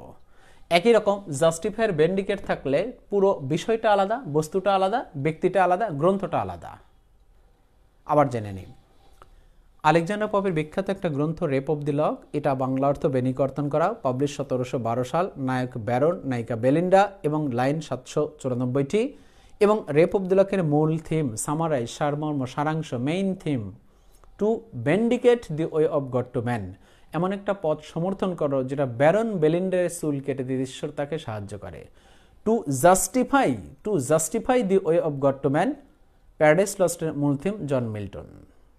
তাহলে ভেন্ডিকেট আর জাস্টিফাই, লাস্টে মনে রাখবেন গড টু ম্যান, দুটারই God to man, rearrange the sentence হতে পারে। রেপ অফ দি লক, এখানে ছোট্ট করে আমরা আরো যদি একটু ডিপলি জানি, দেখেন যদি এরকম একটা গ্রন্থ আপনারা পড়েছেন রেপ অফ দি বাংলাদেশ, লকের পরিবর্তে যদি বাংলাদেশ থাকে তাহলে এটা ছোট্ট করে জানি এটা একটা প্রোজ, পাবলিশড হয় 1971 সাল, লিখেছিল অ্যান্থনি মাসকারেনহ্যাজ, অ্যান্থনি মাস MASCERENHAS, মাসকারেনহ্যাজ, লাস্টে HAS, অ্যান্থনি মাসকারেনহ্যাজের একটা বিখ্যাত গ্রন্থ, সেটা হচ্ছে রেপ অফ দি লক। আরও লেখা যায় Rape upon Rape, Henry Fielding, Rape of the Lucrece, William Shakespeare, দরকার নাই, অনেক রেপ দিয়ে অনেক গ্রন্থ আছে সাহিত্যের মধ্যে, এই দুটো পড়েন। ভাইভা বোর্ডের question, Rape of the Lock কার জন্য লেখা? Alexander Pope, good. তারপরে কোশ্চেনটি ধরবে রেপ অফ দি বাংলাদেশ কার লেখা? অ্যান্থনি মাসকারেনহ্যাজ, পাকিস্তানি একজন রাইটার, এটা একটা প্রোজ গদ্য, 1971 সাল। তখন বলবে 1971 সাল সম্পর্কে বলেন। আরো জানা যায় রেপ অফ দি লক, কিন্তু নো নিড ভাই, দরকার নেই, এতটুকু পড়লে that's enough. Rape of the Lock Alexander পপের একটা বিখ্যাত গ্রন্থ, তবে রেপ অফ দি বাংলাদেশ এটা অ্যান্থনি মাসকারেনহ্যাজের একটা বিখ্যাত প্রোজ। আর প্রোজ অর্থ গদ্য, বাংলা সাহিত্যে গদ্যের জনক ঈশ্বরচন্দ্র বিদ্যাসাগর, ইংরেজি সাহিত্যে গদ্যের জনক ফ্রান্সিস বেকন, জন ওয়াইক্লিফ, দুজন রাইট, কিন্তু ফাউন্ডার অফ ইংলিশ প্রোজ হলে আলফ্রেড দি গ্রেট। আলেকজান্ডার পপ থেকে আর একটা ইনফরমেশন জানবো,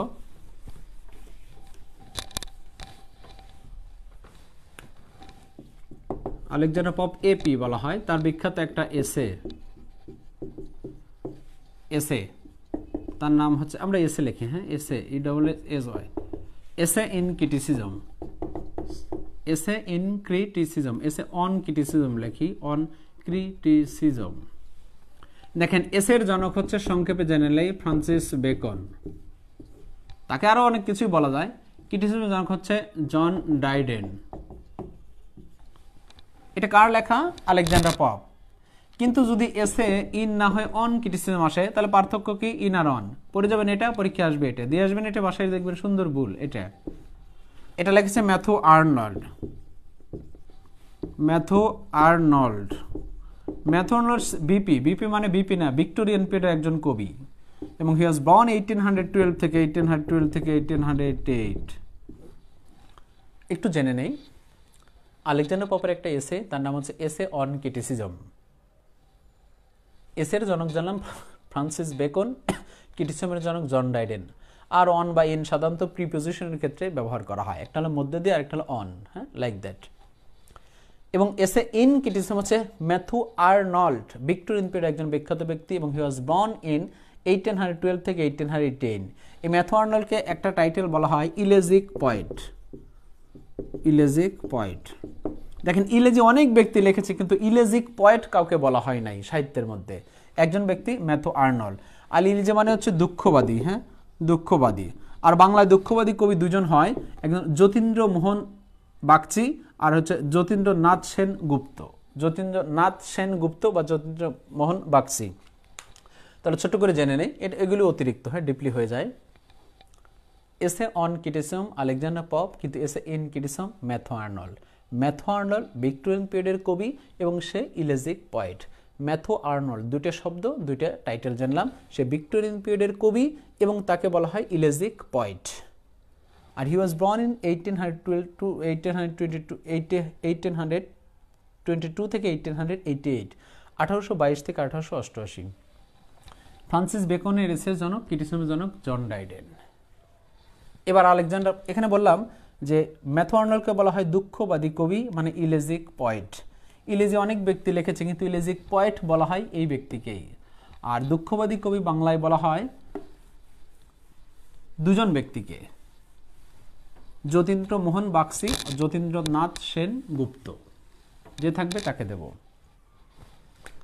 আলেকজান্ডার পপের কোটেশন জানি, এ little learning is a dangerous thing.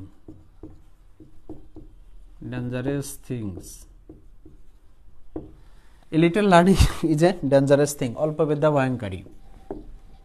আরেকটা বলেছে টু আর, ই ডবল আর, ই আর মানে ভুল করা। To err is human, to err is human, to forgive is divine. ভুল মাত্র স্বাভাবিক, ক্ষমা মহৎ। আরেকটা বলছে fools rush, R USS, fools rush in where, angel fear to tread, FEAR, fear to tread. এই তিনটে কোটেশন বলেছে কে? Alexander pop. কোথায় বলেছে? Essay on criticism. একটু জেনে নেই, শুনি। আলেকজান্ডার পপের কিছুটা টাইটেল জানলাম, 5টা title. Mock epic, mock heroic, উপহাসমূলক বীরত্বের কবি, নিও ক্লাসিক্যালের আগস্টান পিরিয়ডের কবি। আলেকজান্ডার পপের একটা কবিতা জানলাম, rape of the lock. Rape of the lock থেকে অনেক কিছু জানলাম, খুব ইম্পর্টেন্ট। তার একটা এসে জানলাম, এসে অন ক্রিটিসিজম। তবে এসে in criticism Matthew Arnold, Victorian পিরিয়ডের কবি বা ইলেজিক পয়েট। আলেকজান্ডার পপের অক্সফোর্ড ডিকশনারিতে সবচেয়ে বেশি কোটেশন আছে যে ব্যক্তি, সেই ব্যক্তির নাম হচ্ছে উইলিয়াম শেক্সপিয়ার। শেক্সপিয়ারের পরে অক্সফোর্ড ডিকশনারিতে সর্বাধিক কোটেশন যে ব্যক্তি, সেই ব্যক্তির নাম হচ্ছে আলেকজান্ডার পপ। যেমন কিছু কোটেশন বলা হলো, a little learning is a dangerous things, অল্প বিদ্যা ভয়ঙ্করী, অথবা to err is human, to forgive is divine, ভুল মাত্র স্বাভাবিক, ক্ষমা মহৎ, fools rush in where, angel fear to tread. বোকারা যেখানে আগে যায়, দেবতারাও সেখানে ভয় পায়। কারণ বোকারা কখন কি করে দেবতারা নিজেও জানে না, এজন্য বোকাদের জন্য দেবতারা নিজেরই রাস্তা ক্লিয়ার করে দেয়। এই তিনটে কোটেশন বলেছে আলেকজান্ডার পপ। বলেছে এসে অন ক্রিটিসিজম। দেখেন তিনটে শব্দ, এসে অন ক্রিটিসিজমের মধ্য থেকে। এই হচ্ছে আলেকজান্ডার পপ এবং আমাদের নিও ক্লাসিক্যাল পিরিয়ড। এবার আমরা neo classical period totally at a glance জেনে নেই। হ্যাঁ, to err is human, to forgive is divine. Good, হ্যাঁ রাকিব ভাই ভালো লিখেছেন। To err is human, to forgive is divine, ভুল মাত্র স্বাভাবিক, ক্ষমা মহৎ। এটা বলেছে কে? Alexander Pope. তাহলে আলেকজান্ডার পপ থেকে আমরা ছোট্ট করে এট এ গ্লান্স একটু জেনে নিলাম এই তিনটে কোটেশন। এবার নিও ক্লাসিক্যাল পিরিয়ড থেকে আমরা একটু রিভিশন দিয়ে আসি, জাস্ট এট এ গ্লান্স আমাদের কনসেপ্টটা ক্লিয়ার করার জন্য। এরপর নিও ক্লাসিক্যাল পিরিয়ড থেকে আমি 5 মিনিট আপনাদের সময় দেব যে এখান থেকে কারো কোনো কোশ্চেন করার জন্য, কারণ আমরা বলেছি আজকের ক্লাসে 2টি পিরিয়ড অ্যাটলিস্ট শেষ করব। তাহলে ফার্স্ট অফ অল আমরা জানলাম ইংরেজি সাহিত্যের 8টি যুগ, Anglo Saxon, middle age, renaissance, neo classical, romantic, Victorian, modern এবং পোস্ট মডার্ন পিরিয়ড। এই 8টি যুগের মধ্যে বলেছে আজ 2টি যুগ শেষ করব ইনশাল্লাহ। একটি যুগ শেষ করলাম, সেটা নিও ক্লাসিক্যাল পিরিয়ড। এখান থেকে 2টি বা 3টা সর্বনিম্ন কোশ্চেন অবশ্যই ইনশাল্লাহ কমন পাবেন বিসিএসের জন্য। নিও ক্লাসিক্যাল পিরিয়ডের নাম জানলাম, ডিউরেশন জানলাম, সেঞ্চুরি জানলাম এবং এর 3টে পার্ট, রেস্টোরেশন, আগস্টান, সেন্সিবিলিটিস। রেস্টোরেশনের অপর নাম age of Dryden, age of Milton, যার যুগটা 1660 থেকে 1700 সাল, মাত্র 40 বছর। আগস্টান পিরিয়ড দ্বিতীয় পার্ট, এর অপর নাম এজ অফ আলেকজান্ডার পপ বা এজ অফ পপ, যার যুগটা 17 থেকে 1745, মাত্র 45 বছর। এর লাস্ট পার্ট নিও ক্লাসিক্যাল, সেন্সিবিলিটিস পিরিয়ড, এর অনেক অপর নাম আছে কিন্তু ইম্পর্টেন্ট না। এর যুগটা হচ্ছে 1745 থেকে 1785, দু একটা বইতে বলেছে, তবে 98 রাইট। নিও ক্লাসিক্যাল পিরিয়ডের নাম জানলাম, ডিউরেশন জানলাম, সেঞ্চুরি জানলাম, এর 3টে পার্ট জানলাম। নিও ক্লাসিক্যাল পিরিয়ডের গুরুত্বপূর্ণ ব্যক্তি হচ্ছে এরা জন মিল্টন, জন ডাইডেন, আলেকজান্ডার পপ অথবা উইলিয়াম কনগ্রেভ, 4 জন। এই 4 জন ছাড়াও আরও গুরুত্বপূর্ণ ব্যক্তি আছে যারা এই 4 জন থেকে বেশি অবদান রেখেছিল, কিন্তু তার একটা দুইটা গ্রন্থের জন্য ইংরেজি সাহিত্যে অনেক বেশি আলোড়ন সৃষ্টি করেছিল। যেমন ড্যানিয়েল ডিফো, একটা বিখ্যাত ব্যক্তি, তার একটা গ্রন্থ রবিনসন ক্রুসো, নভেল পাবলিশড হয় 1719 সাল। স্যামুয়েল রিচার্ডসন একজন ব্যক্তি, তার একটা বিখ্যাত নভেল, ইংরেজ সাহিত্যের প্রথম নভেল, এবং তার প্রথম নভেল পামেলা, পাবলিশ 1740 সাল, এবং এটা বিখ্যাত এই গ্রন্থটা অপর নাম the virtue of rewarded. Samuel Richardson primary বিশেষ দুটির জন্য important, father of English dictionary বা লেক্সিকোগ্রাফার বা অভিধান, এবং এই ব্যক্তির গ্রন্থর নাম হচ্ছে dictionary of the English language, অবশ্যই পাবলিশ 1755 সাল, নেভার ইকান্ন। থমাস গ্রে একজন বিখ্যাত ব্যক্তি, যার বিখ্যাত একটা কবিতা elegy poem, elegy written in the country churchyard, এবং গ্রামের পূর্বপুরুষের মৃত্যুতে এটা লিখেছিল। কেন গ্রামের পূর্বপুরুষরা মারা গেছে, হারিয়ে গেছে এবং মহাকালের অতল গভীরে তলিয়ে গেছে? তারা তো আমাদের জন্য শুভাকাঙ্ক্ষী ছিল, পথ প্রদর্শক ছিল। Late not ambition mock their useful toil, their homely joy and destiny obscure. কবিকে বলা হল কবিতাটা কখন পাবলিশ করবো, সে সন্ধ্যার সময় বেছে নিল। সন্ধ্যা মানে অন্ধকার, আর অন্ধকারকে মৃত্যুর সাথে তুলনা করা হয়।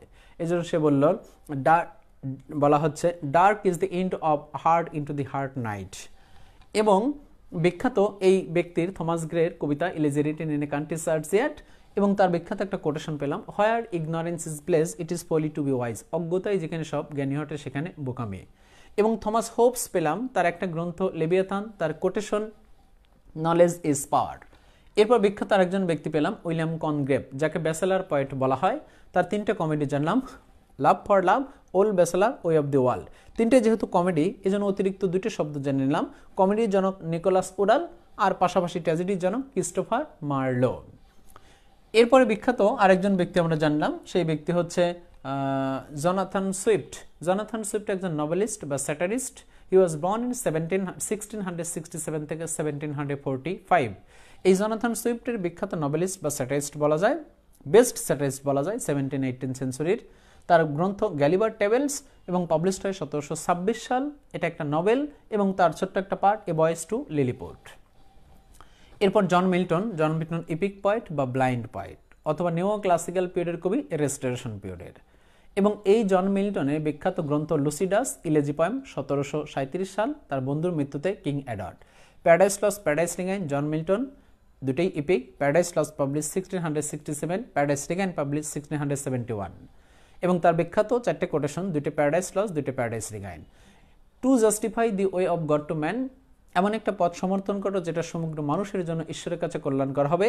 ইট is better to reign in hell than to serve in heaven, স্বর্গে দাসত্ব করা আছে, নরকে রাজা হওয়া ভালো, paradise lost. And paradise regain, এই 2টা। Childhood shows the man as morning shows the day, সকালবেলায় বোঝায় দিনের প্রতিচ্ছবি, ছোটবেলায় বোঝায় মহৎ মানুষের প্রতিচ্ছবি। And last another is called that death is the golden key that the place of eternity, মৃত্যুর মাধ্যমে মানুষ অমরত্ব লাভ করে। এই প্যারাডাইস লস্ট, প্যারাডাইস রিগাইনে 2টে জানলাম। এবং জন ড্রাইডেন থেকে আমরা পড়লাম, জন ড্রাইডেন বিখ্যাত একজন ব্যক্তি, তাকে বলা হয় ফাদার অফ ইংলিশ ক্রিটিসিজম অথবা ফার্স্ট লরেট পয়েট। লরেট অর্থ সবাদয় বা রাজকবি, port poet of England, it's call laureate poet. Laureate poet অনেক ব্যক্তি আছে, কিন্তু first laureate poet John Dryden. এবং সে নিও ক্লাসিক্যাল রেস্টোরেশন পিরিয়ডের কবি। তার একটা tragedy love all for love, একটা satire Absalom and Achitophel, play বা drama Indian queen, Indian empire. তার 3টে quotation important, they think too little who talk too much, যারা কম কথা বলে তারা বেশি চিন্তা করে, অথবা যারা বেশি চিন্তা করে তারাই মূলত কম কথা বলে। We first make our habit then habits makes to us, প্রথমে আমাদের অভ্যাস তৈরি করা দরকার, এরপর অভ্যাস আমাদের তৈরি করে নেবে। এরপর একটা কোটেশন জানলাম, jealous is the proof of love, জেদ বা হিংসা হচ্ছে ভালোবাসার প্রমাণ। লাস্ট আরেকজন ব্যক্তি জানলাম, আলেকজান্ডার পপ। আলেকজান্ডার পপের বিখ্যাত 5টা টাইটেল জানলাম, এবং তার বিখ্যাত একটা কবিতা rape of the lock. Rape of the lock থেকে একটু ডিপলি জানলাম। আরেকটা হচ্ছে এসে অন ক্রিটিসিজম খুঁজতে গিয়ে এসে ইন ক্রিটিসিজম, ম্যাথু আর্নল্ড। এবং তার বিখ্যাত 3টে কোটেশন জানলাম, a little learning is a dangerous thing, to err is human being, to forgive is divine, fools rush in where angel fear to টেড। আলেকজান্ডার পপ এসে অন ক্রিটিসিজমের মধ্যে থেকে বলেছিল। That's enough. আমি দ্রুত বললাম, কিন্তু একটাও বাদ দেয়নি যতগুলি বলেছি। আর বিশেষের জন্য বা প্রাইমারির জন্য এই যুগ থেকে এতটুকু পড়লে ইনশাল্লাহ 2টে বা 3টে কোশ্চেন আপনি কমন পাবেন। এবার আমরা আই থিঙ্ক রোমান্টিক পিরিয়ডটা জেনে নেই। হ্যাঁ, দেখি রোমান্টিক পিরিয়ড সম্পর্কে কতটুকু জানতে পারি। আমরা রোমান্টিক পিরিয়ড সম্পর্কে জানি। হ্যাঁ, তাহলে এই 2টে যুগ জানলে 5-6টা কোশ্চেন ইজিলি কমন পাবেন। দি রোমান্টিক পিরিয়ড, এবং আপনারা আই থিঙ্ক রোমান্টিক, হ্যাঁ রোমান্টিক পিরিয়ডটা খুব ভালো লাগবে। রোমান্টিক পিরিয়ডের ডিউরেশন অবশ্যই 1798 থেকে 1832, খুব অল্প সময়, মাত্র 34 বছর। একে বলা হয় আর্লি 19th সেঞ্চুরি। দেখেন বিশেষ একটা কোশ্চেন আসে, শুধু 19th সেঞ্চুরি যদি হয় তাহলে এটা হবে ভিক্টোরিয়ান পিরিয়ড, যা 1800 বলা হয়, 1832 থেকে 1901। এটা 37তম বিশেষের কোশ্চেন। খেয়াল করি, নাম আসলে ডিউরেশন নাম। কখনো কখনো সেঞ্চুরি হতে পারে, খুবই রেয়ার। যেমন দেখেন এই সেঞ্চুরিটা বিশেষ পরীক্ষা এসেছিল, Victorian period is a dash century, 19th century. তাহলে ভিক্টোরিয়ান শুধু 19 আর রোমান্টিক আর্লি 19, একটু পার্থক্য আছে। এটা বোঝাতে চাচ্ছি ভিক্টোরিয়ান পিরিয়ডের ডিউরেশনটা 1832 থেকে 1901 সাল, ভিক্টোরিয়ান পিরিয়ড হচ্ছে 90 century. Modern 20, post modern 21st century. একই রকম রোমান্টিক পিরিয়ডের নাম জানলাম, ডিউরেশন জানলাম, সেঞ্চুরি হচ্ছে আর্লি 19th সেঞ্চুরি। নাম, ডিউরেশন, সেঞ্চুরি। রোমান্টিক পিরিয়ডের নাম জানলাম, ডিউরেশন জানলাম, সেঞ্চুরি জানলাম। একই রকম ভিক্টোরিয়ান পিরিয়ডের নাম জানলাম, ডিউরেশন জানলাম, সেঞ্চুরি জানলাম। রোমান্টিক আর ভিক্টোরিয়ানের পার্থক্য হচ্ছে ভিক্টোরিয়ান 19th সেঞ্চুরি আর রোমান্টিক হচ্ছে early 19th century. That's enough. Romantic পিরিয়ডের কোনো শাখা প্রশাখা নেই, এর অনেকগুলি অপর নাম আছে। তার মধ্যে ছোট্ট করে একটা অপর নাম আমরা জানি, এই অপর নামটা পরীক্ষায় আসে। রোমান্টিক যুগটা এমন একটা যুগ যেখানে অনেক অনেক গল্প করা যায়, ক্রিয়েটিভিটির যুগ। রোমান্টিক যুগের ব্যক্তিরা সাদা খাতার কলম পেরে নিজেরাই সবসময় কবিতা লিখত এবং তারা সাধারণের মধ্যে থেকে অসাধারণ তুলে ধরত, নিরসনের মধ্যে থেকে রস আহরণ করত, সাধারণ শব্দ ইউজ করত, পয়েন্ট অফ ডিকশন। এর অনেকগুলি অপর নামের একটা অপর নাম হচ্ছে the golden age of lyrical ballad. Lyrical blood,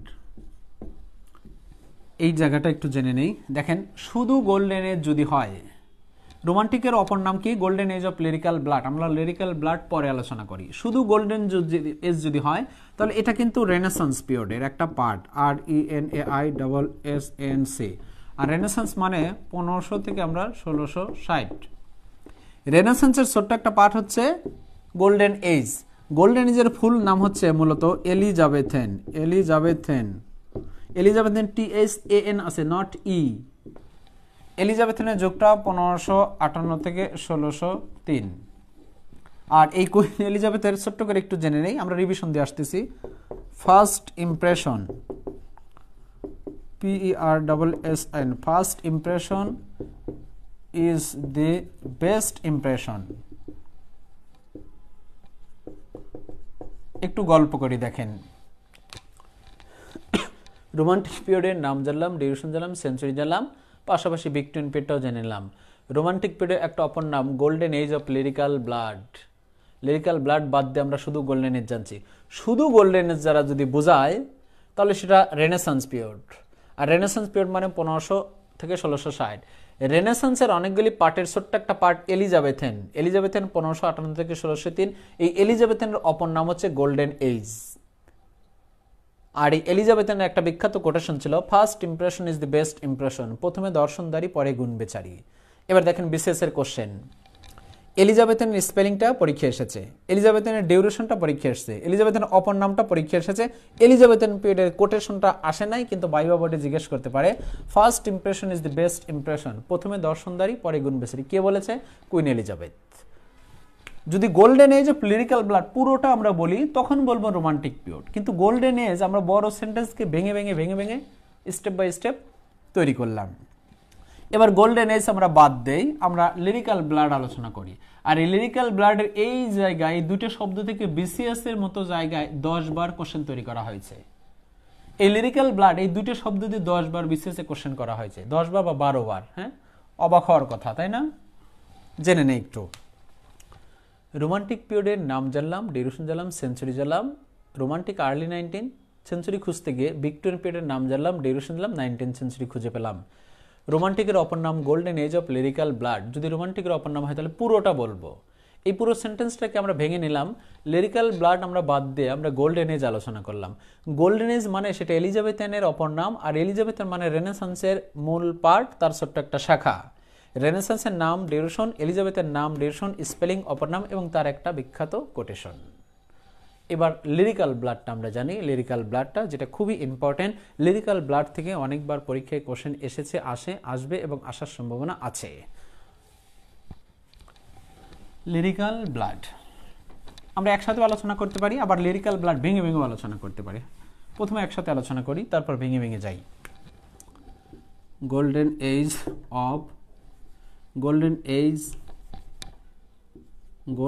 age of কি লিরিক্যাল ব্লাড।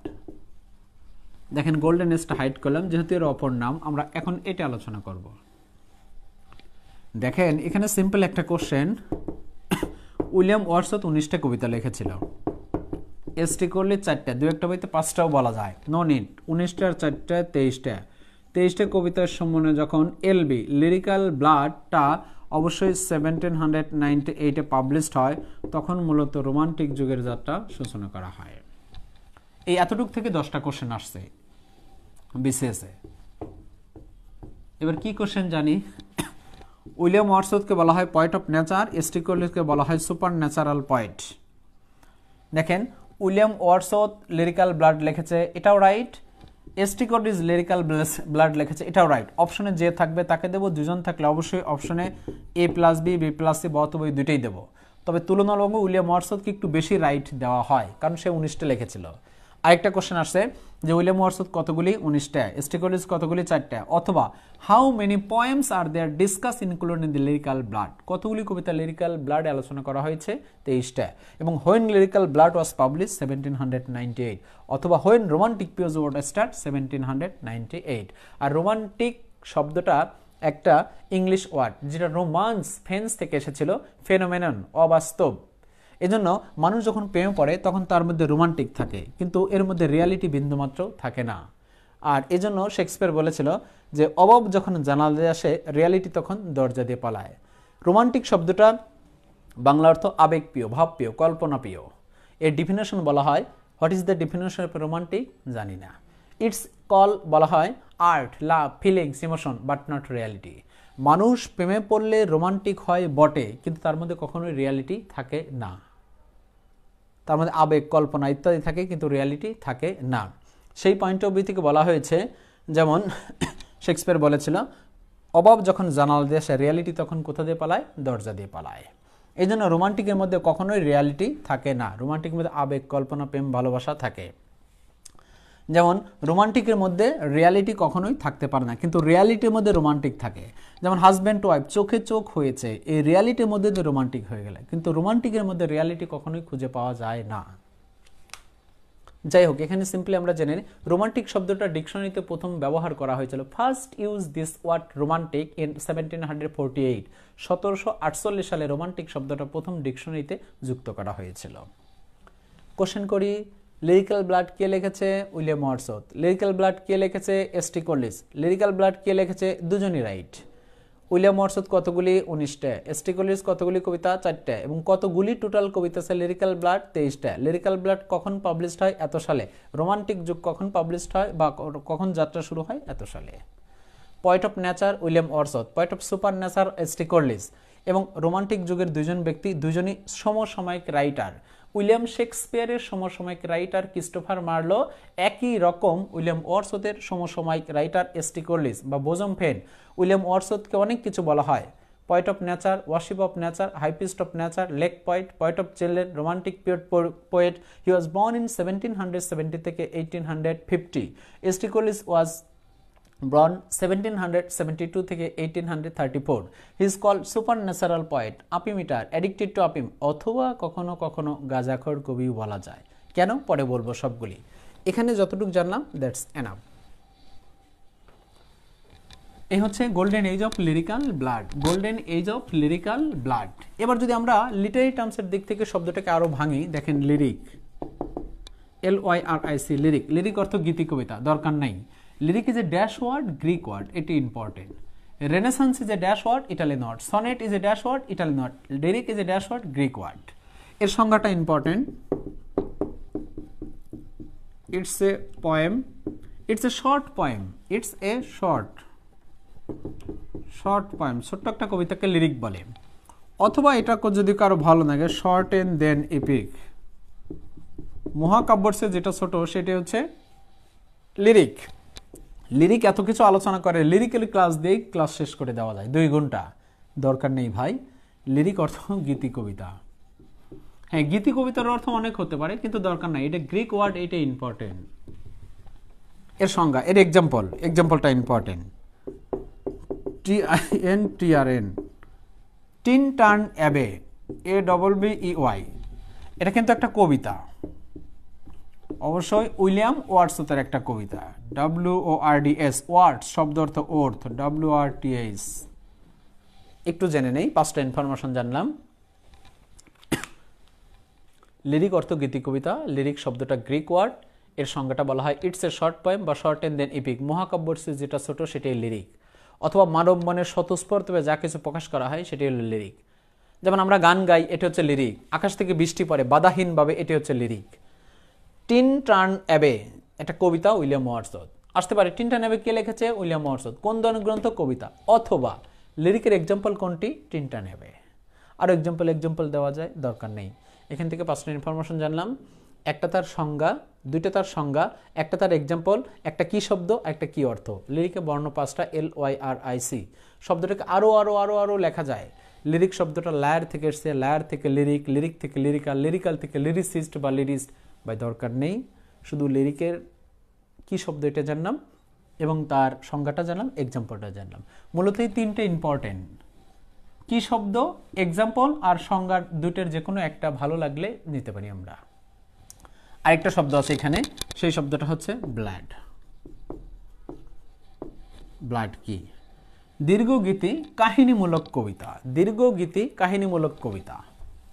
দেখেন, রোমান্টিক আসতে কিন্তু সময় লাগে, মানুষের বয়সটাও তাই, রোমান্টিক আসতে অনেক সময় লাগে। হ্যাঁ, আপনি টিনেজ মানে চাইল্ড থাকলে ছোটবেলায় অনেক কিছু বুঝবেন না, আবার বৃদ্ধ হয়ে বুঝে লাভ হবে না। রোমান্টিকে যা বুঝবেন সেটা ক্ষতিও হতে পারে, ভালো হতে পারে। এই জন্য রোমান্টিকে আসতে সময় লাগে, আর এই জন্য রোমান্টিক যুগটা তারা মাঝে দিয়েছে। ব্লাড শব্দটা ব্লাড এ থেকে এসেছে, এটা একটা ইটালিয়ান ওয়ার্ড, দরকার নেই, সহজ কথা, এটা একটা Italian word. Renaissance is a dash word, Italian word. Sonnet is a dash word, Italian. Renaissance এবং সনেট দুটোই হচ্ছে কিন্তু ইটালিয়ান ওয়ার্ড। রেনেসান্স এবং সনেট দুটোই পরীক্ষা আসে, আর একটা পাশাপাশি ইটালিয়ান ওয়ার্ড। এর অর্থ দীর্ঘগীতি কাহিনীমূলক কবিতা।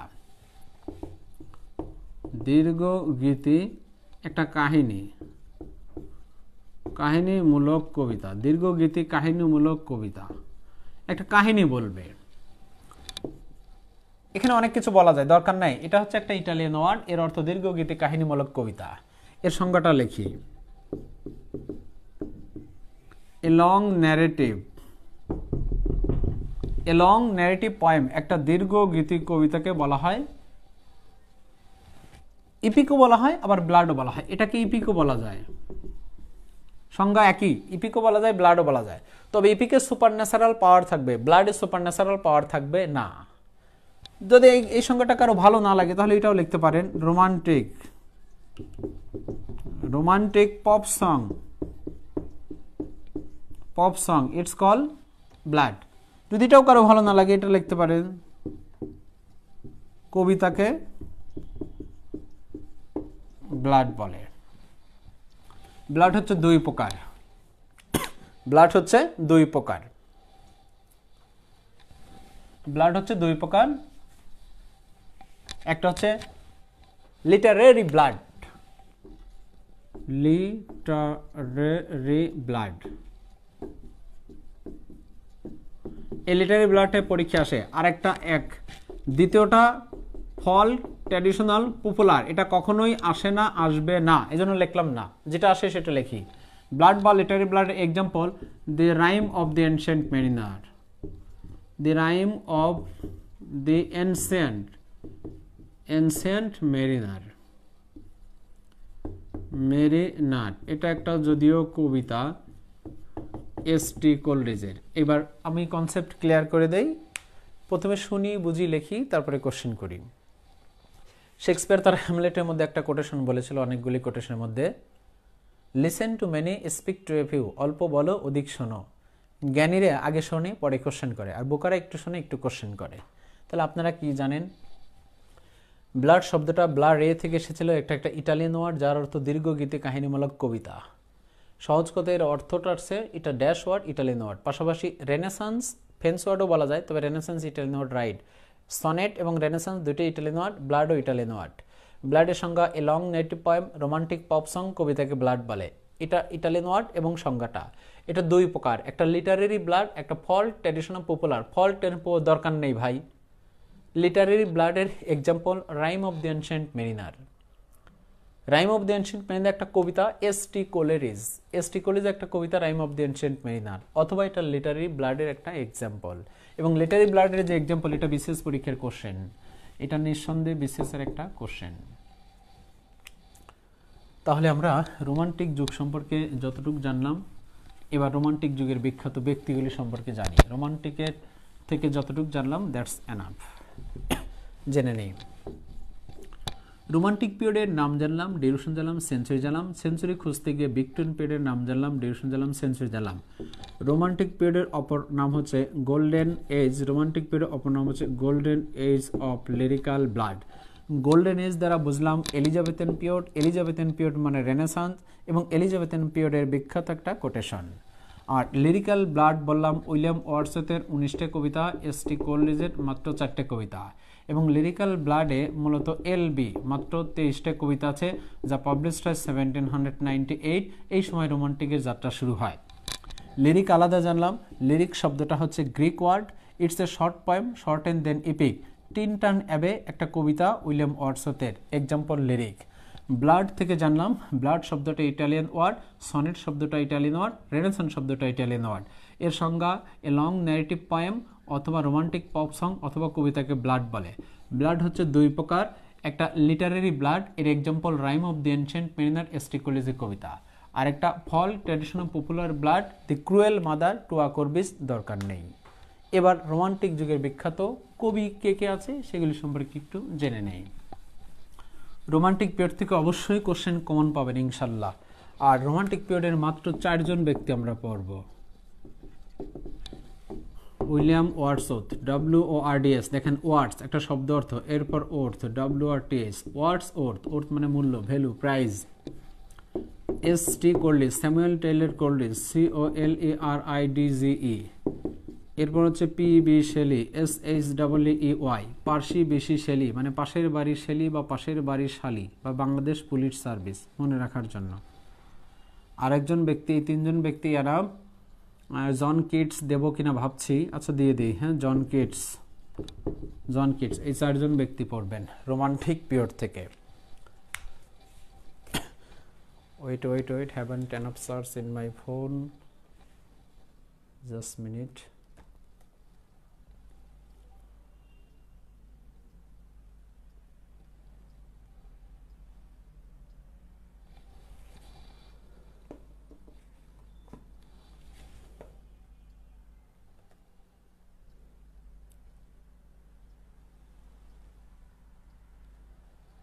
ওকে, আই থিঙ্ক এই পর্যন্ত আমরা জানলাম। একটু দেখে নিই, just minute.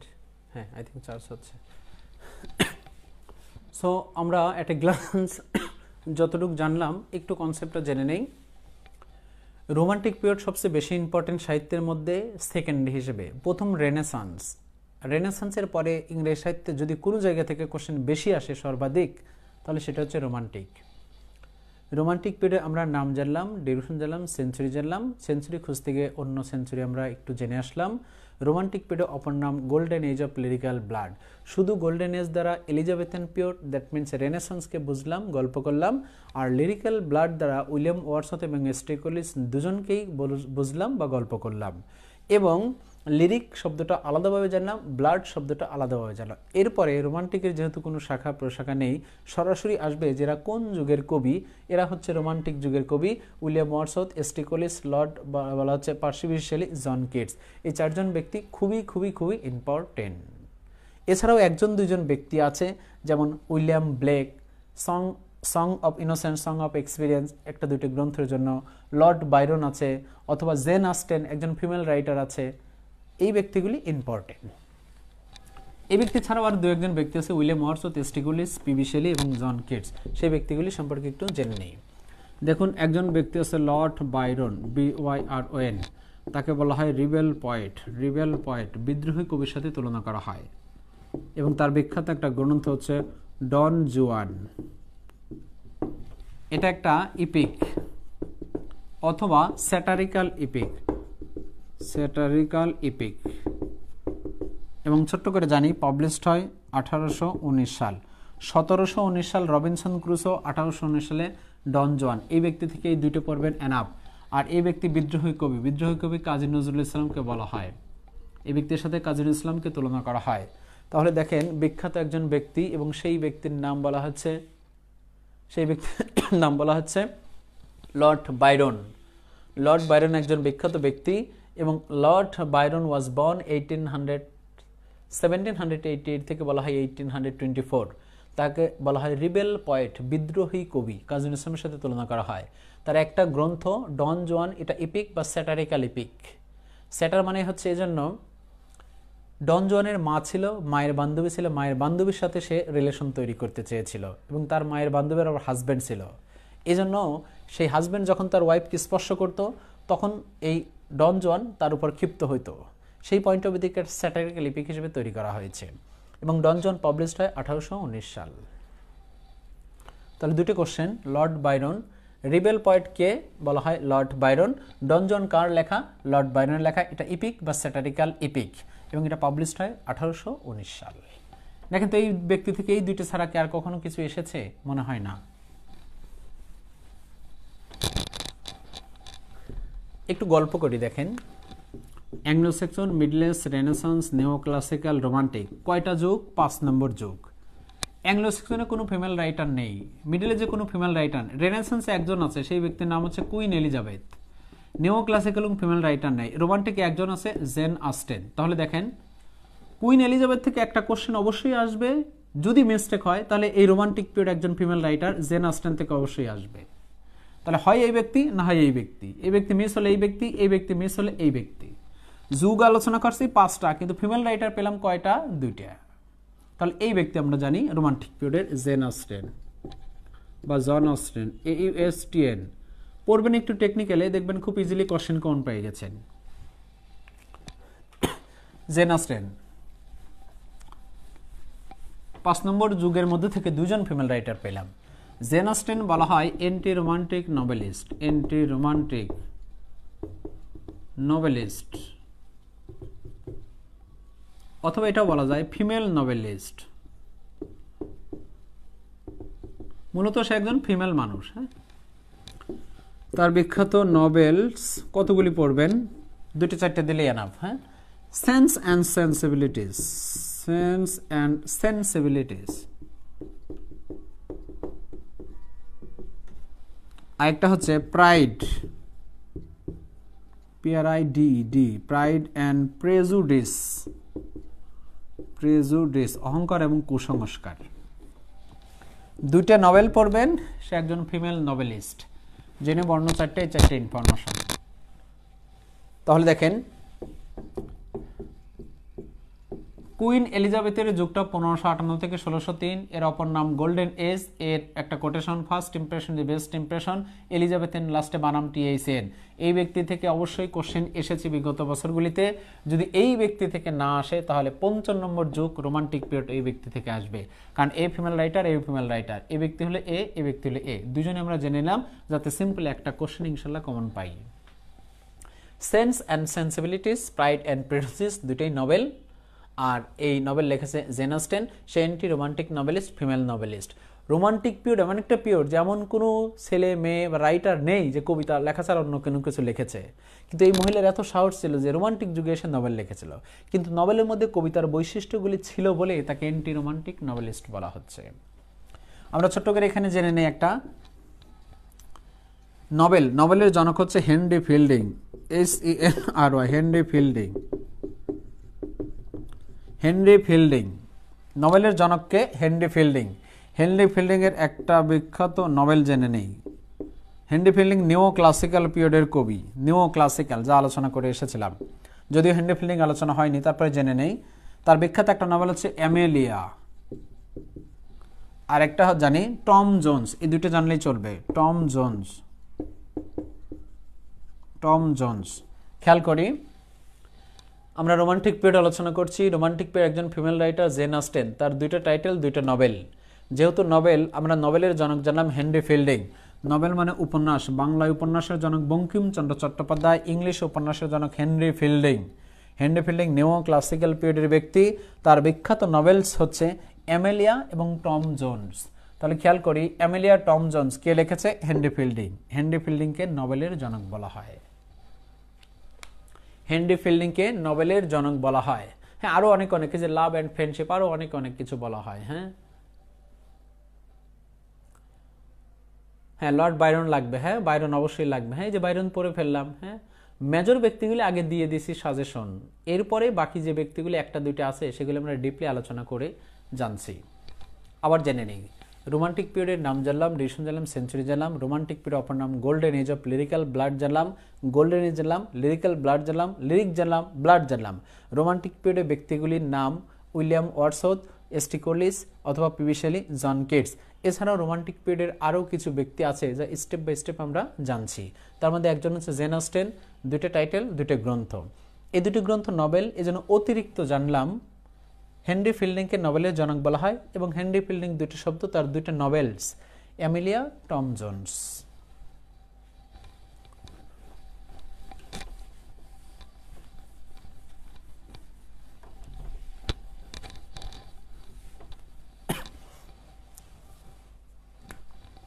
And another thing is that বলা হচ্ছে William Blake. He was born in 1757 থেকে 1827 দু একটা বইতে 2800 থাকতে পারে। হ্যাঁ, তবে এটা রাইট, পারফেক্ট সব দিক থেকে। একে অনেক টাইটেল বলা হয়, কিন্তু একটা title important, poet and painter. একে অনেক টাইটেল বলে, poet and painter, first Romantic poet, অথবা পয়েট অফ বাইবেল, অথবা মিশনারি পয়েট, অথবা বলা হচ্ছে poet of the Romantic age. 5টা টাইটেলে বলে, 5টা তার বর্ণ। উইলিয়াম ব্লেক, ব্লেক লিখতে যে অনেকে ব্ল্যাক লেখে, যেমন প্রমোদ চৌধুরীকে প্রথম চৌধুরী লেখে। সো বি কেয়ারফুল, একটা টাইটেল ইম্পর্টেন্ট। তার কবিতা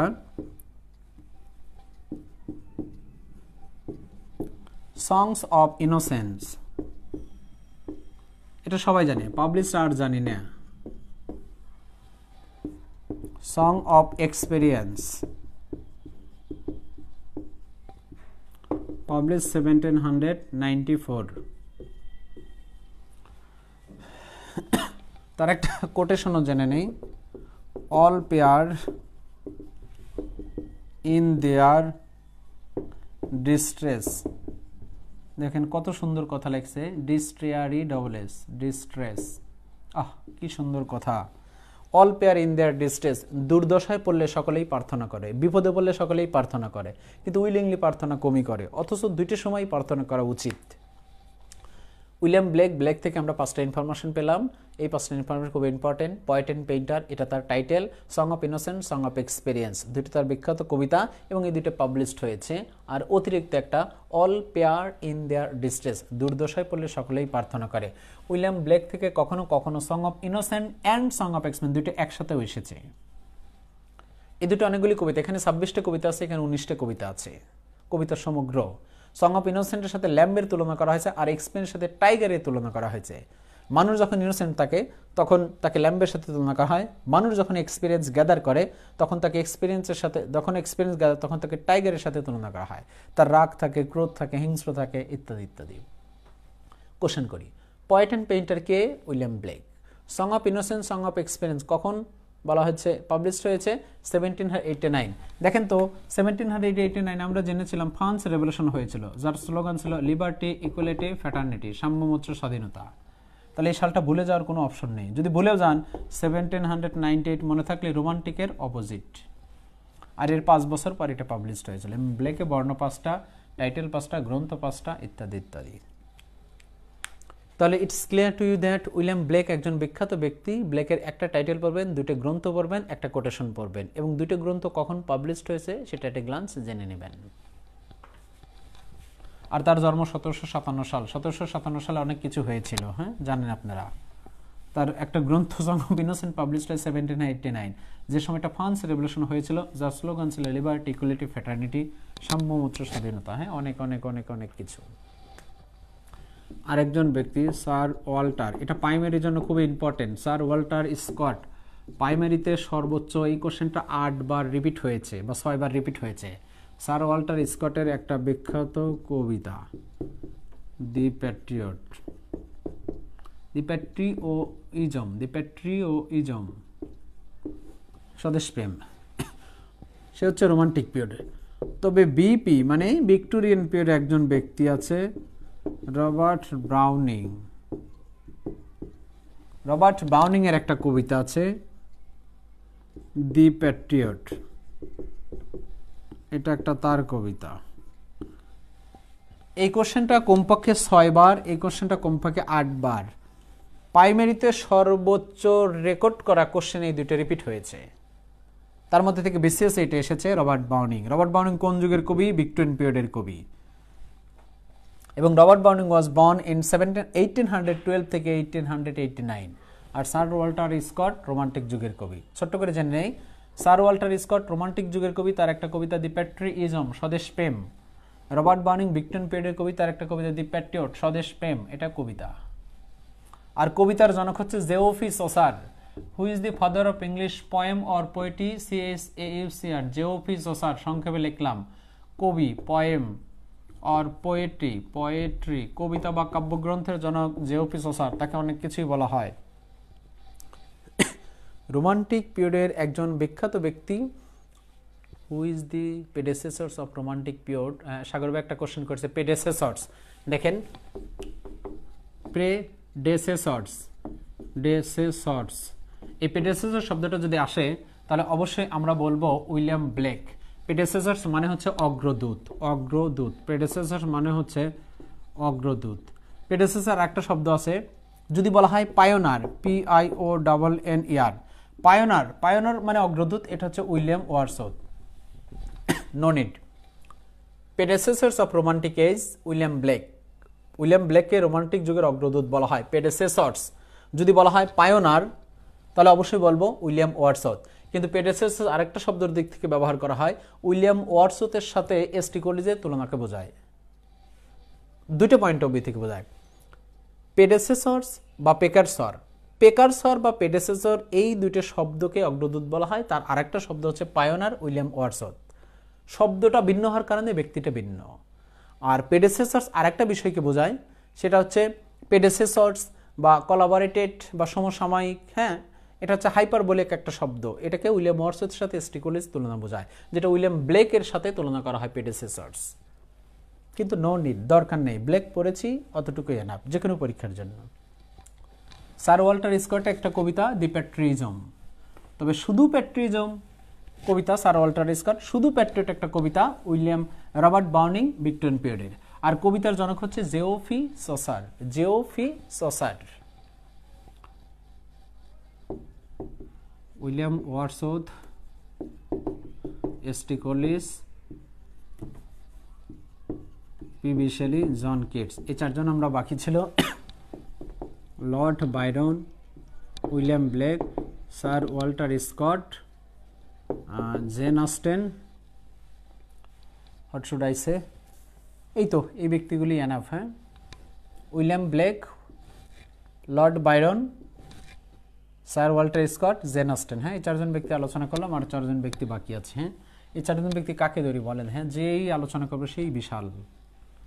তারপরে আমরা দেখি কাকে আলোচনা করা যায়। হ্যাঁ, অথবা থাক, এই চারজন ব্যক্তি আমরা কালকে ইনশাল্লাহ আলোচনা করব। হ্যাঁ, বা নেক্সট অন্য একদিন আলোচনা করব ইনশাল্লাহ। তাহলে দেখেন, তবে এই চারজন বেশি ইম্পর্টেন্ট। এই চারজন যে কোনো একজন ধরলে অনেক সময় লাগবে, সর্বনিম্ন তাও 10 মিনিট করে করে লাগবে। যাই হোক, আমরা অল্প শিখি। নজরুল কার মতো?